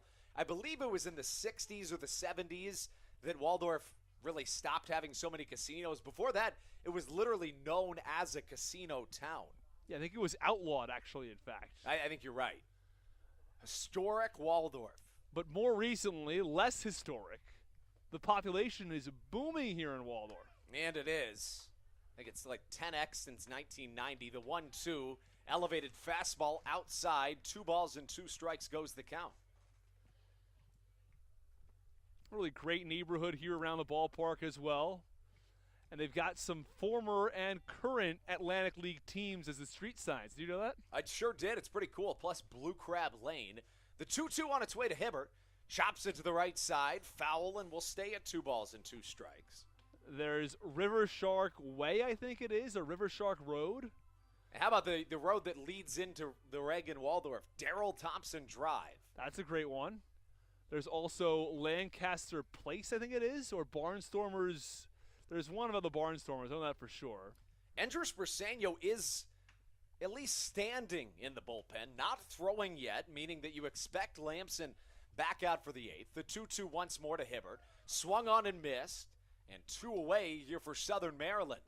Well, that home run from Michael Baca actually gives the Blue Crabs a major boost. It's a critical insurance run as Goose Gazzo goes out to the mound here, and have to wonder this is going to be it for John Anderson. Really a fantastic start for Anderson. Part of me, Austin, is perplexed that right now is the time that he went with the move. If anything, I would have expected it after the home run, and if he'd let him go another route, then maybe. I'm thinking maybe Gazzo is going to take the ball, and he does. That's the day for John Anderson.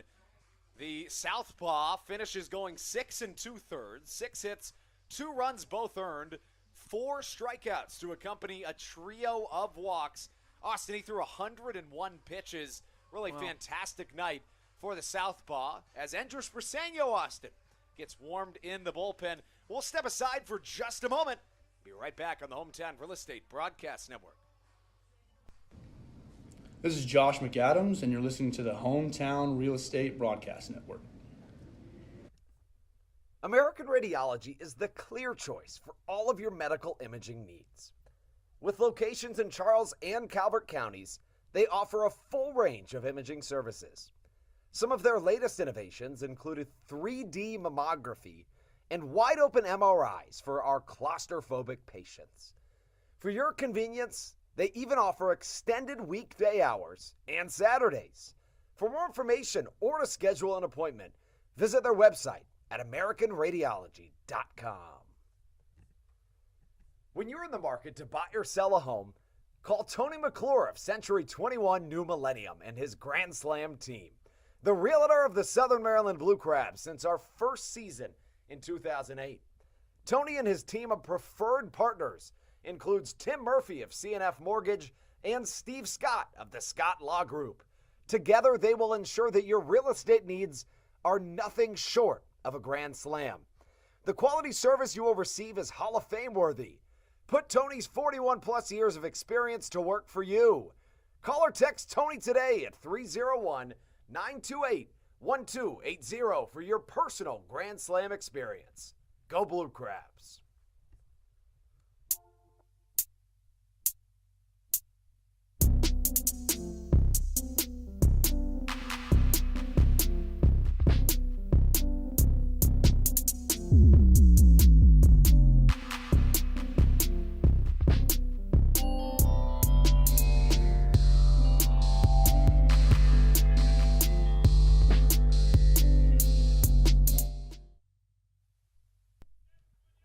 Welcome back into this bottom of the 7th inning. A pitching change has been made. John Anderson's night is over. First pitch from Onis Farfan in there for a strike. Swung on and missed from Ian Yetzko, who's up to the plate for his 4th time this evening. 1 for 3 so far as the southpaw comes home with his second pitch. I got a really interesting note for you that was provided by a fan on our Facebook. We were just talking about the similarities between Denson Hole and Dustin Knight. I was just notified in the comments that they trained together this past offseason, and they weren't even ever on the Blue Crabs at the same time. Well, as I'm sure you know, Andrew, you got a really great group of Denson Hole fans and family that listen to our broadcasts, and we're very thankful for all of them who do so. It's true. I always say, and this is the honest truth, one of the most important things for me in broadcasting here is doing it for the families, and them tuning in means everything, and being able to bring them their families' games is super important to us. In addition, everybody that tunes in to this evening's broadcast. So appreciative. Andrew Banstra alongside Austin Rooney. 2 balls, 2 strikes, 2 away. And the Farfan pitch swung on and missed from Ian Yetzko to get us through 7 innings complete here on the Hometown Real Estate Broadcast Network. Southern Maryland doubles their lead.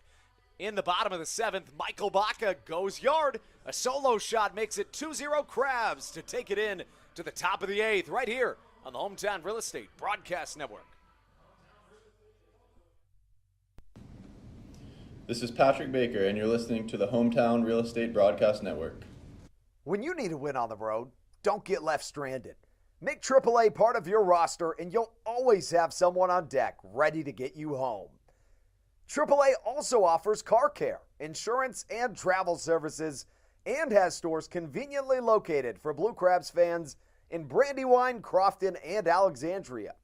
Don't forget to ask them about membership discounts for military and first responders. Please visit AAA.com to learn more or to find a AAA location near you.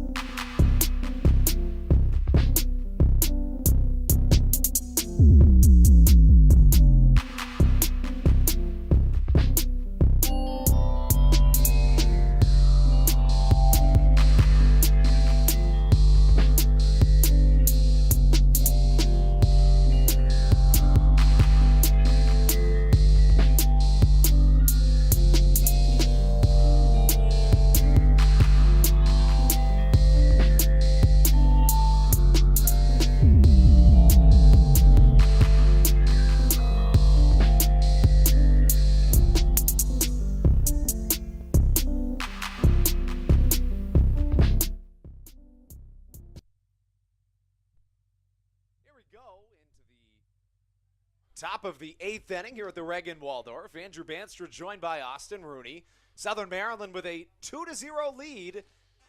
That was the final score of last night's game in a Southern Maryland loss. Mitch Lamson pulls the string on a sweeping curve. Way out in front of it was the man at the dish, Luis Castro. And Lamson into the 8th inning of action looking just as sharp as he has all night. The southpaw to the windup, the pitch, softly hit high in the night sky. Alex Crosby comes into the infield grass, gloves it for out number 1. And I'll tell you what, Mitch Lamson, he might just finish this game by himself. 2 hits allowed to this point, Austin. You couldn't ask for much more out of the southpaw. Well, he's been nothing short of outstanding. And he's thrown 86 pitches to go 7 1/3 innings right now. I mean, not only does he have a good shot at getting through 8 here, but he's got a shot of even going to the 9th, although I think the Blue Crabs are intent on using either Briseño or Latos. And that's going to be a really interesting call for Stan Clyburn. You know, you've got Briseño warming right now, but do you go for Latos with the save situation? Next pitch, swung on and missed, and just changing speeds. You know, oftentimes when you can't overpower, mix locations, spot up, and change speeds, that's what Lamson has been doing all night long. The pitch on the 1-1. A nubber into straightaway center field. No problem for Zach Collier, who gloves. And at this point, Austin, why go to the bullpen? I mean, he's not using really any pitches at all. This is a guy that's pitching as well as we've seen anybody this season. And how about it? Just 90 pitches through his first 7 2/3. Yeah, it's incredible.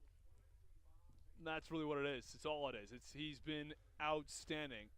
And, you know, if he's under 95 pitches, say, going into the 9th, I could see the Blue Crabs trying to see if they can get a complete game shutout out of him. First pitch, fastball in the outside corner. Part of me, I don't know what you think, part of me thinks that if you're Stan Clyburn, as great as Lamson has been, you may as well go to the fresh arm in the 9th just to, you don't have to use him quite as long. And at the same time, you never know what can happen in the 9th inning. But at the same time, you could say, ride the hot hand. Lamson with 2 quick strikes, pulling the string on some off speeds. And now awaiting the 0-2 is Jake Skoll. Jake Skoll was totally off balance in that last pitch. Just about everybody has been tonight against the southpaw. The pitch, a number off the end of the bat.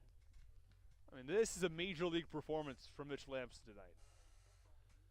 And if he can continue to perform like this and follow Daryl Thompson, Denson Hull, obviously himself, and Eddie Butler and Mackenzie Mills, plus this bullpen, I don't know what opposing teams do. The 0-2 elevated fastball, no bite from Jake Skoll as the count goes to a ball and 2 strikes. And Lamson's not someone who's going to overpower you with velocity. It's never been his style. He's a very crafty pitcher, someone that a lot of batters have a lot of trouble with. Fastball outside corner. See you later. Strikeout number 8 of the game for Mitch Lamson.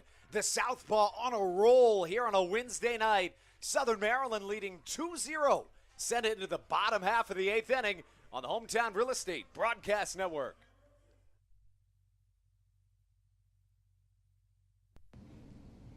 This is Daryl Thompson, and you're listening to the Hometown Real Estate Broadcast Network. When you're in the market to buy or sell a home, call Tony McClure of Century 21 New Millennium and his Grand Slam team. The realtor of the Southern Maryland Blue Crabs since our first season in 2008. Tony and his team of preferred partners includes Tim Murphy of CNF Mortgage and Steve Scott of the Scott Law Group. Together, they will ensure that your real estate needs are nothing short of a grand slam. The quality service you will receive is Hall of Fame worthy. Put Tony's 41-plus years of experience to work for you. Call or text Tony today at 301-928-1280 for your personal Grand Slam experience. Go Blue Crabs. Did you know that the Washington, D.C. metro area is the 5th most expensive place to live in the entire United States of America? Sometimes finding affordable housing in this area can feel impossible. If you're struggling to find affordable housing, look no further than the Villages of St. Charles by Ross Properties. You can visit them online at villagesatstcharles.com for more information today. Villages of St. Charles, they'll have you safe at home.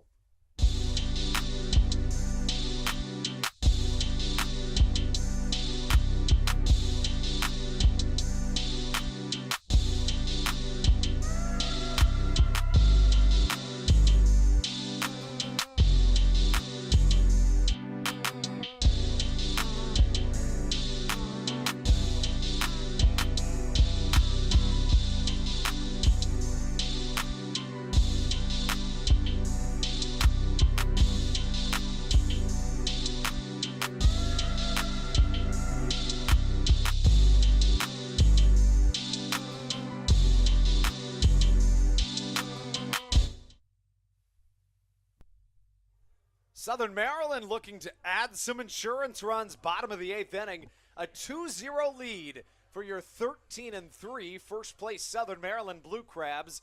A battle of the best in the Atlantic League. The Atlantic League South Division leading Gastonia Honey Hunters at 14-2.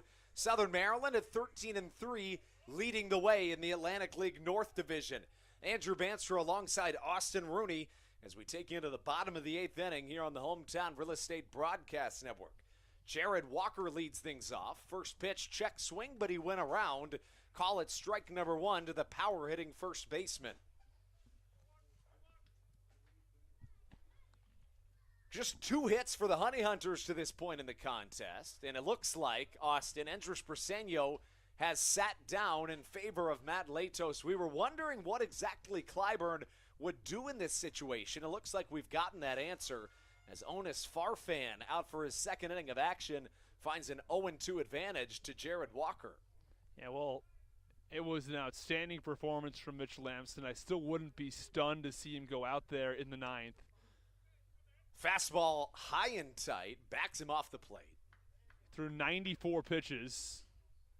And I'm not sure if there's a specific pitch count on him, but Lamson's a veteran guy. He's gone deep in outings before, and he's pitched a lot of innings in his career. So wouldn't be stunned to try to see him go for a complete game shutout. The 1-2 on its way to Jared Walker. The pitch, fastball way outside. We're even at 2 balls and 2 strikes. So far in the game for Jared Walker, 0 for 3 with a couple of powerful pop-outs to right, in addition to a swinging strikeout in his most recent at-bat. Left-on-left matchup. Farfan with the glove covering the face. The pitch on its way in. Another fastball off the plate, more full at 3-2. Well, Mitch Lamson had a complete game shutout in 2018 with the Winnipeg and had 2 in 2019 with Winnipeg, who play in the American Association before he came to Southern Maryland for a few starts. Left-on-left matchup, the 3-2. Another elevated fastball, ball number 4 for Jared Walker, and he reaches base with a leadoff walk. Really patient at the plate was Jared Walker.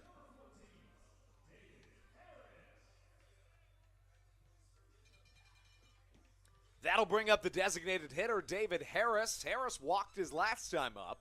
1 for 2 with a walk today. Singled in his first plate appearance back in the first inning as Southern Maryland looks to add some insurance here in the bottom of the 8th. Harris facing Onis Farfan, who came in with 2 outs back in that bottom of the 7th inning. Long look over to first. The pitch inside from Farfan, 1-0. He's now thrown 3 straight outside the zone. Well, now Matt Latos, who was up and throwing before, has sat down. Interesting. That may mean that Lamson Austin might just come back out for this 9th. I think it might have just been sort of a make sure he's got that blood flowing so if need be he can come in the 9th. Yeah, very well could be. You know, we saw last night, Austin, when the Blue Crabs were still trailing 2-0 in the 9th. Latos was still getting his blood warm right then, just in case Southern Maryland came back. The count, 2 balls, no strikes to the right-handed hitting designated hitter David Harris. The southpaw Farfan out of the stretch. The pitch way high and outside. And Austin, that is 5 straight that have missed the zone by a significant amount for Farfan. He's struggled here in the 8th inning. First he walks Jared Walker. And walks in his name. The man walks a lot. But now he's thrown another 3 out of the strike zone. Harris sees this one for a strike. 3 balls and a strike the count.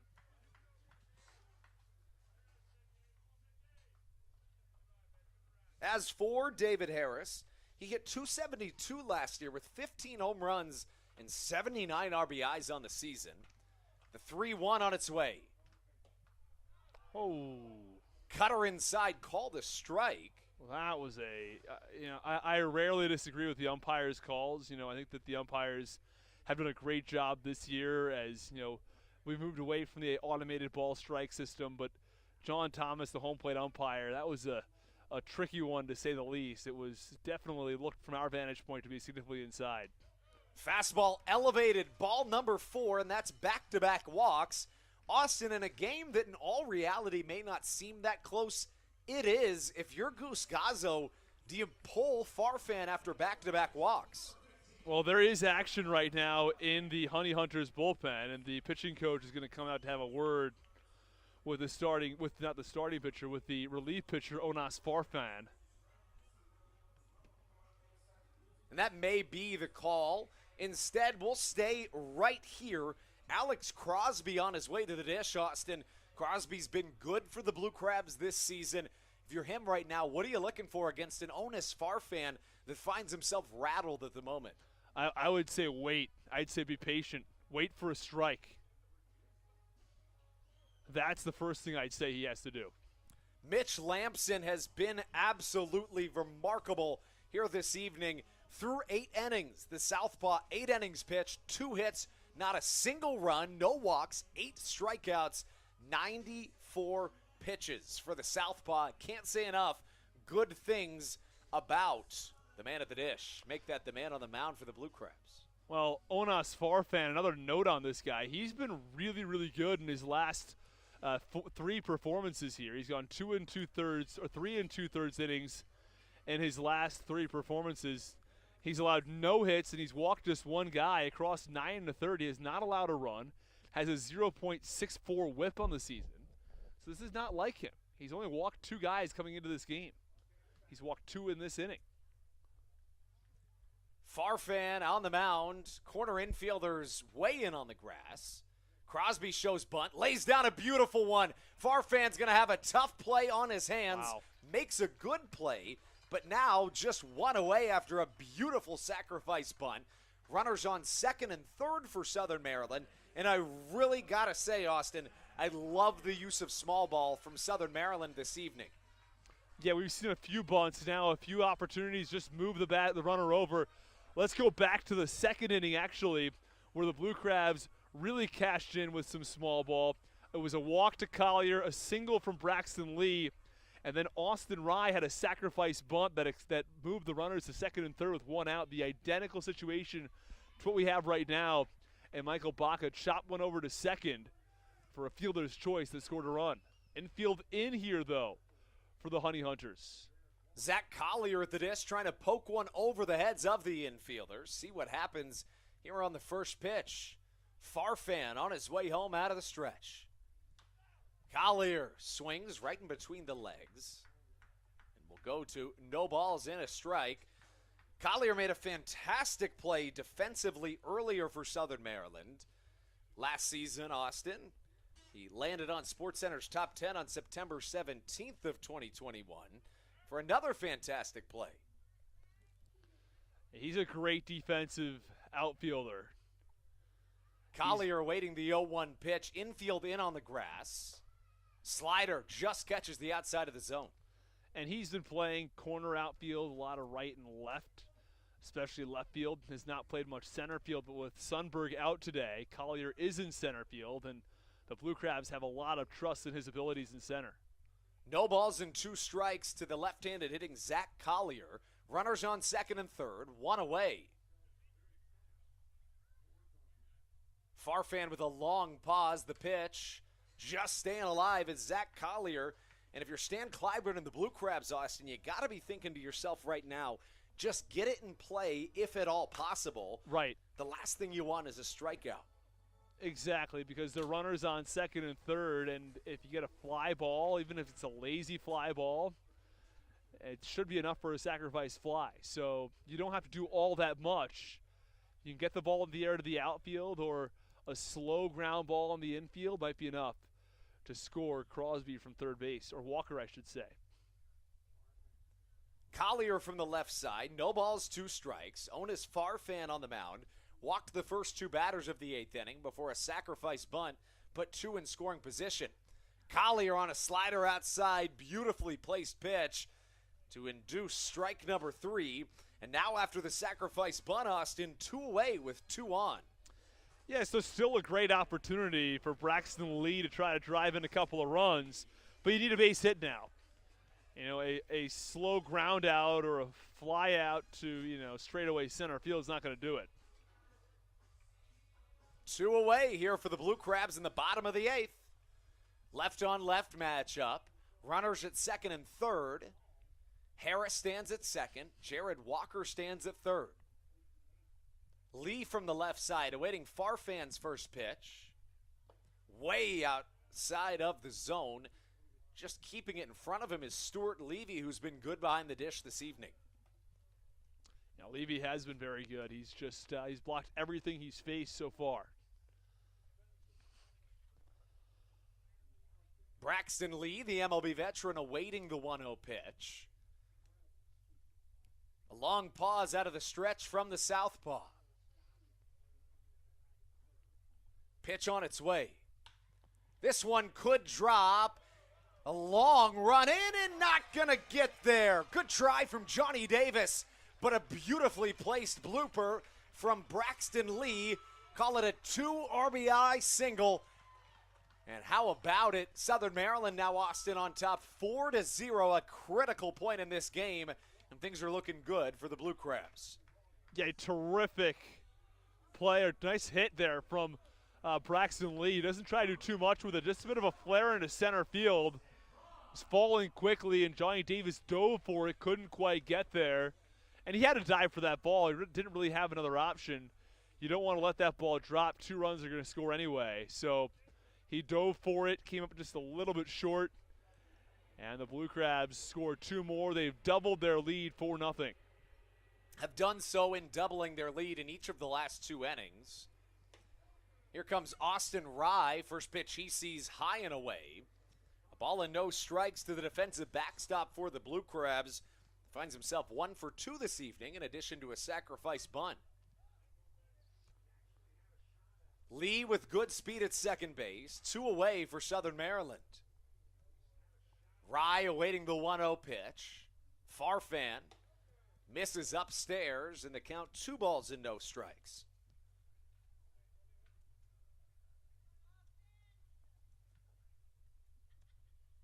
Austin Rye wears number 11 on the back of that Maryland-themed Blue Crabs jersey. Originally a third-round draft pick by the Boston Red Sox in 2015, selected 81st overall. 2 balls, no strikes. Hard hit down the third base line. We're going to call that foul. My goodness, Austin, tough vantage point from up here, but I got to be honest, I didn't think that was all that close to being foul. No, that looked like a double no-doubter down that line. And that's an interesting call, to put it nicely. We'll stay with that. Why not? Why not? Why not? Andrew, I don't know, maybe if you had a chance to look at the replay there, but once that comes, but it looked like it was a fair ball. Yeah, it's about to come up onto my screen just here in a moment. The count 2 balls and a strike as Farfan steps off.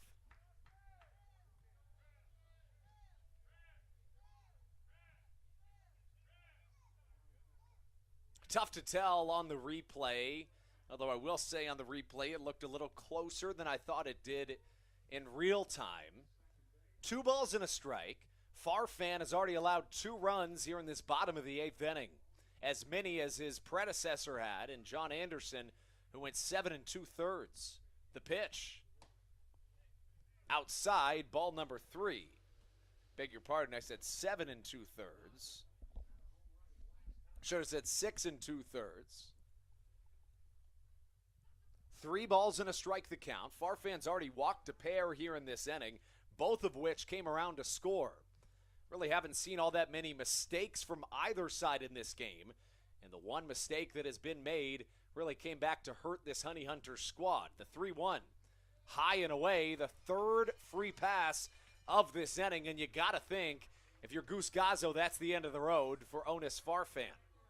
Yeah, I mean, maybe it's 2 or 3 batters too long, right, after the 2 RBI double that Michael Baca earned. So now the Honey Hunters not only have their work cut out for them, but, I mean, they've got a long way to go at the plate, and they're still not out of the 8th inning. The Blue Crabs could continue to add runs here. We'll take a step aside. New arm onto the mound. We'll have everything you ever need to know about him when we return on the Hometown Real Estate Broadcast Network. This is Josh McAdams, and you're listening to the Hometown Real Estate Broadcast Network. American Radiology is the clear choice for all of your medical imaging needs. With locations in Charles and Calvert counties, they offer a full range of imaging services. Some of their latest innovations included 3D mammography and wide-open MRIs for our claustrophobic patients. For your convenience, they even offer extended weekday hours and Saturdays. For more information or to schedule an appointment, visit their website at AmericanRadiology.com. When you're in the market to buy or sell a home, call Tony McClure of Century 21 New Millennium and his Grand Slam team, the realtor of the Southern Maryland Blue Crabs since our first season in 2008. Tony and his team of preferred partners includes Tim Murphy of CNF Mortgage and Steve Scott of the Scott Law Group. Together, they will ensure that your real estate needs are nothing short of a grand slam. The quality service you will receive is Hall of Fame worthy. Put Tony's 41-plus years of experience to work for you. Call or text Tony today at 301-928-1280 for your personal Grand Slam experience. Go Blue Crabs.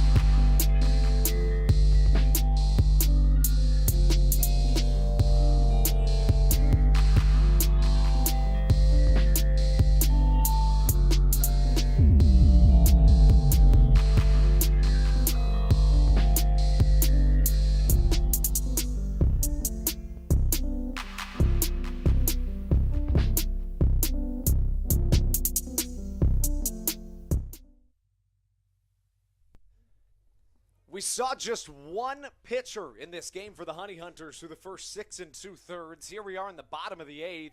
Third arm of the game for the Honey Hunters. Onis Farfan with a rare rough night on the mound for the Honey Hunters. Gives way to a new arm on the mound. First pitch misses outside to Michael Baca, who made this a much different game, Austin. Just last inning, a solo shot, his first of the year, gave the Blue Crabs at the time what seemed to be a significant 2-0 lead. Exactly right.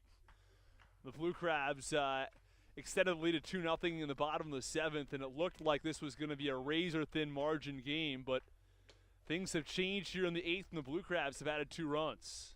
Fastball elevated. The count, a ball and no strikes. New arm on the mound for the Gastonia Honey Hunters, Jesus Balaguer.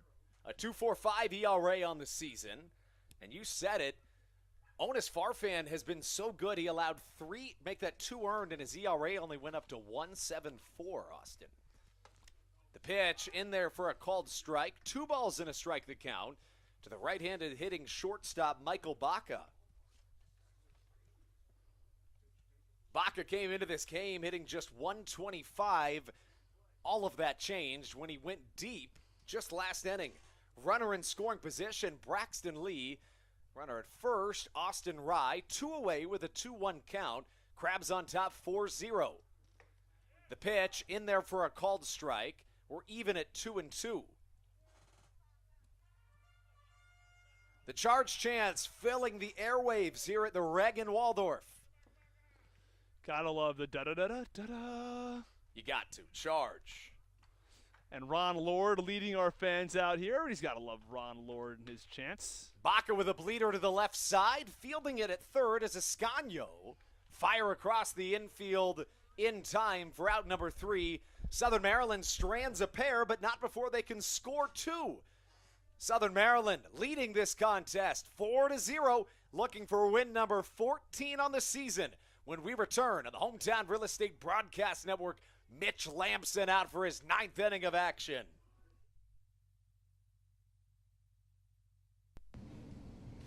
This is Daryl Thompson, and you're listening to the Hometown Real Estate Broadcast Network.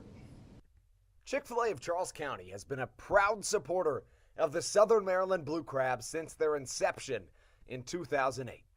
For years, they have sponsored the Southern Maryland Blue Crabs, America's prisoners of war and missing in action.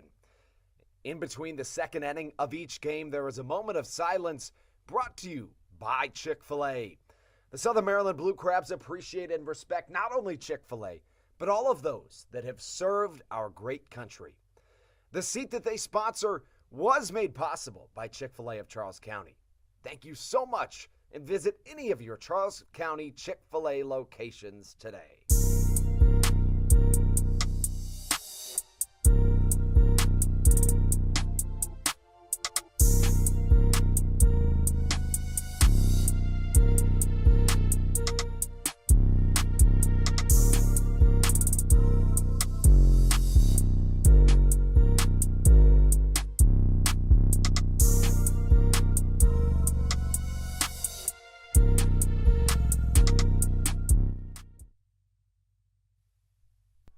Top of the 9th inning we go. Austin, last night the Blue Crabs lost their first home game of the season, meaning that was the first time all year that we've seen a bottom of the 9th here at the Reg in Waldorf. Trying to avoid another one of those as Mitch Lamson comes out for his 9th inning of work. Austin, he's on the brink of making a first this season in the Atlantic League. Yeah, exactly. It would be the first complete game shutout from any pitcher in the league. There's only been one complete game this year, and it was not a shutout. And Matt Latos is warming up in case he runs into any trouble. First pitch, a ball downstairs as Lamson's 9th inning of action gets started. Lamson on his way back with the next pitch. Elevated fastball misses. 2 balls, no strikes for the southpaw.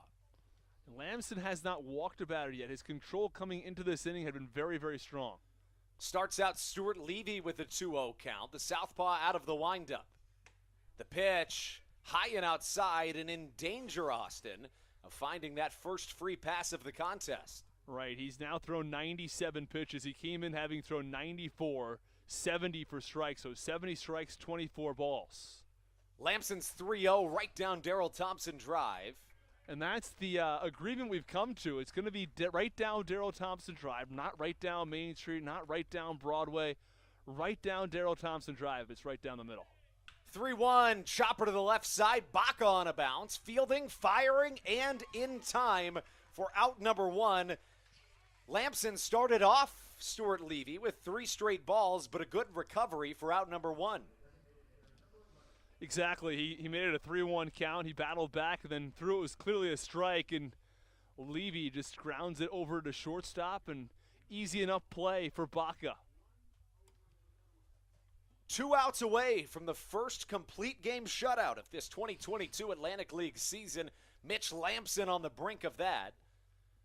On his way, fastball in there for a called strike to the 9-hole hitter, the designated hitter, in Alex Holderbach. No balls and a strike from the southpaw. Holderbach 0 for 2 with a pair of strikeouts in this game. 2 of the 8 for Mitch Lamson.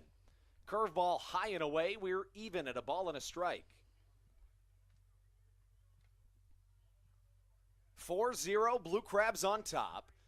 Southern Maryland looking to extend their first place lead. Changeup high and away. 2-1 goes the count.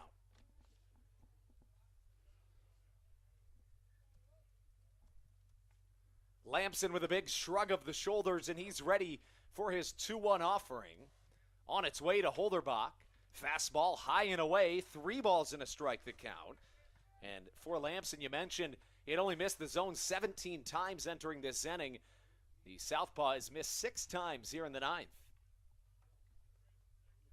Holderbach, the 9-hole hitter, awaiting the 3-1. Just a touch down low, and it's the first free pass of this game for Mitch Lamson. Austin, if you're Stan Clyburn, I don't know that the leash needs to be that short, but at the same time, given the pitch count, it doesn't really need to be that long either, because as much as you'd like to see Lamson get the complete game shutout, you'd much rather see yourself securing this victory with no stress involved. Right. I mean, I think that he's thrown 104 pitches at this point. I don't think it's time to worry necessarily, but you know, the pitch count is getting a little up there for him. First pitch misses inside. And it's not like we're working with a no-hitter here, right? It's not like it's a historic moment, but it still would be really big for Lamson to earn this complete game shutout here, starting the 9th, not having allowed a run, having allowed only 2 hits. 1-0 catches the zone. We're even at a ball and a strike to Johnny Davis. The MLB veteran's 0 for 3 today. Lined out to the shortstop, Baca in the first. A couple of ground outs have followed, and just now, Lamson getting into his 4th time through the lineup. Way behind that pitch, just getting a piece of it, is Johnny Davis, who sees himself fall behind in the count. 1 ball, 2 strikes. Well, so Andrew, which pitcher had a perfect game going through 7 innings when he was taken out earlier this year? It was Kershaw, right? I believe it was. I believe it was Clayton And he'd only Kershaw. thrown like 82 pitches. That's right. The 1-2, way outside. We're even at 2 balls and 2 strikes. And that's, you know, the pitch count, I get it. You don't want to go over 100 pitches. You know, I get it. Was it a perfect game or a no-hitter? It was a perfect game. It was a perfect game. Now, here's the difference, though. I mean, how many pitches does a guy throw warming up? Blooper to the right side. Braxton Lee unable to get there in time. Allows it to bounce wisely instead of making a risky play. Runners at first and second, and that's going to be the end of the road for Mitch Lamson. In fact, it might just not be. Stan Clyburn went out to maybe just check to see if Matt Latos was ready, and that actually may be the end of the road for Lamson. Here comes Stan Clyburn. Well, this is kind of interesting because all of a sudden Latos is now going to throw back in the bullpen, try to get a few more pitches in, I guess, before he comes into this game. Absolutely, and if you're Mitch Lamson, you know it's the end of the road, generally, because if Daryl Thompson comes out, usually that's just a mound visit. Most of the time, if it's Clyburn, that generally means the end of the road. But today, he's going to let him keep going. If you're Stan, what did you just say to Mitch Lamson? I think you ask him, hey, do you think you could finish this thing out? Do you feel like you have the energy and the strength at 109 pitches to go for a complete game shutout. And Lamson probably just told him, yes, I do. And Stan said, all right, get back out there. I'd imagine he's got one batter left to or he can only allow one more hit or walk before he's out. I would tend to agree. Here we go from Mitch Lamson, working out of the stretch. It's a rare occurrence for the Southpaw today. First pitch misses outside to Jack Reinheimer. Johnny Davis singled. Reinheimer 0 for 3 today. Lamson has allowed just 4 base runners in this game. 2 of them stand on the base paths right now. Way out in front of that pitch was Reinheimer. The fan makes it a 1-1 count.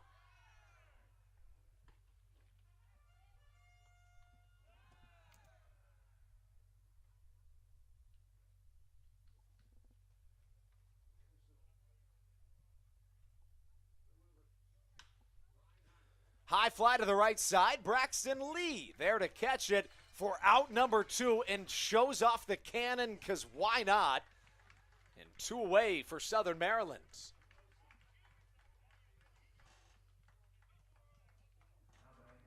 Lamson with 2 away here in the top of the 9th on the brink of tossing the first complete game shutout in this Atlantic League 2022 season. Interesting note for you, Austin. In 2019, Southern Maryland set the Atlantic League record for a team in terms of total team complete games. Wow. That number was 17. The prior was 12 back in the year 2000. Lamson from the left side facing Joseph Rosa. Rosa, Austin, was the 2022 April Player of the Month in the Atlantic League. Got out to a really hot start to the season. No balls and a strike the count. The southpaw Lamson with a look back to second. Rosa awaiting the 0-1 offering. Ground ball to the left side. This could be it. Baca on a bounce and across the infield for out number 3. Southern Maryland picks up win number 14 on the season, advancing to 14-3 on the year. Easily the best start in franchise history. Another Blue Crabs win here on the Hometown Real Estate Broadcast Network. Final score 4-0 Blue Crabs. How about it, Austin Rooney? Well, it was not the best offensive performance you'll ever see from Southern Maryland, but they did enough to get it done, and it was all about Mitch Lamson tonight. Mitch Lamson, a complete game shutout for the first time this year in the Atlantic League. To say he had the best start of the year in the Atlantic League is probably an understatement. I think it certainly was the best start this year, as our intern down on the field, Jacob, is getting the fist bumps from all the players. You love to see it. You do. You do love to see it. You really do, as he gets Mitch Lamson on the shot. Really a fantastic game for the Southpaw, whose final numbers read as follows. For the Southpaw in Mitch Lamson, he goes 9 innings, allowing on the evening just 3 hits and a walk to go with 8 strikeouts, no runs, 110 pitches. The final count for Mitch Lamson. Austin, what a night it was. I go with 114. How about that for the final in terms of pitch count? It was remarkable. The fact that he was able to not only throw so many pitches in a day and age where pitchers rarely hit 100 pitches anymore is exceptional. But to go with the complete game shutout, allowing 3 hits, he walked just 1 batter. And the Blue Crabs, over the course of the last 2 games, have not used Briseño once, have not used Latos once. And you have to imagine, Andrew, that the Blue Crabs are really in a great spot moving forward with their bullpen, too, because Lamson hasn't pitched and Briseño has, I beg your pardon, that Briseño and Latos haven't pitched, but Nick Wells is probably available as well tomorrow. Baker's going to be available.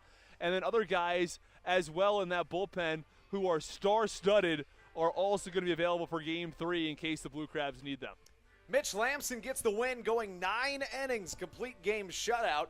Southern Maryland in the contest ended with just 7 hits total, 2 of them from Braxton Lee, who also had a double and a pair of RBIs. The other 2 RBIs in the game came from Michael Baca, who finished the contest 1 for 4 with a home run and 2 RBIs. Southern Maryland advances to 14-3 on the season. For Austin Rooney, I'm Andrew Manstra, signing off on another Blue Crabs win, 4-0 final score.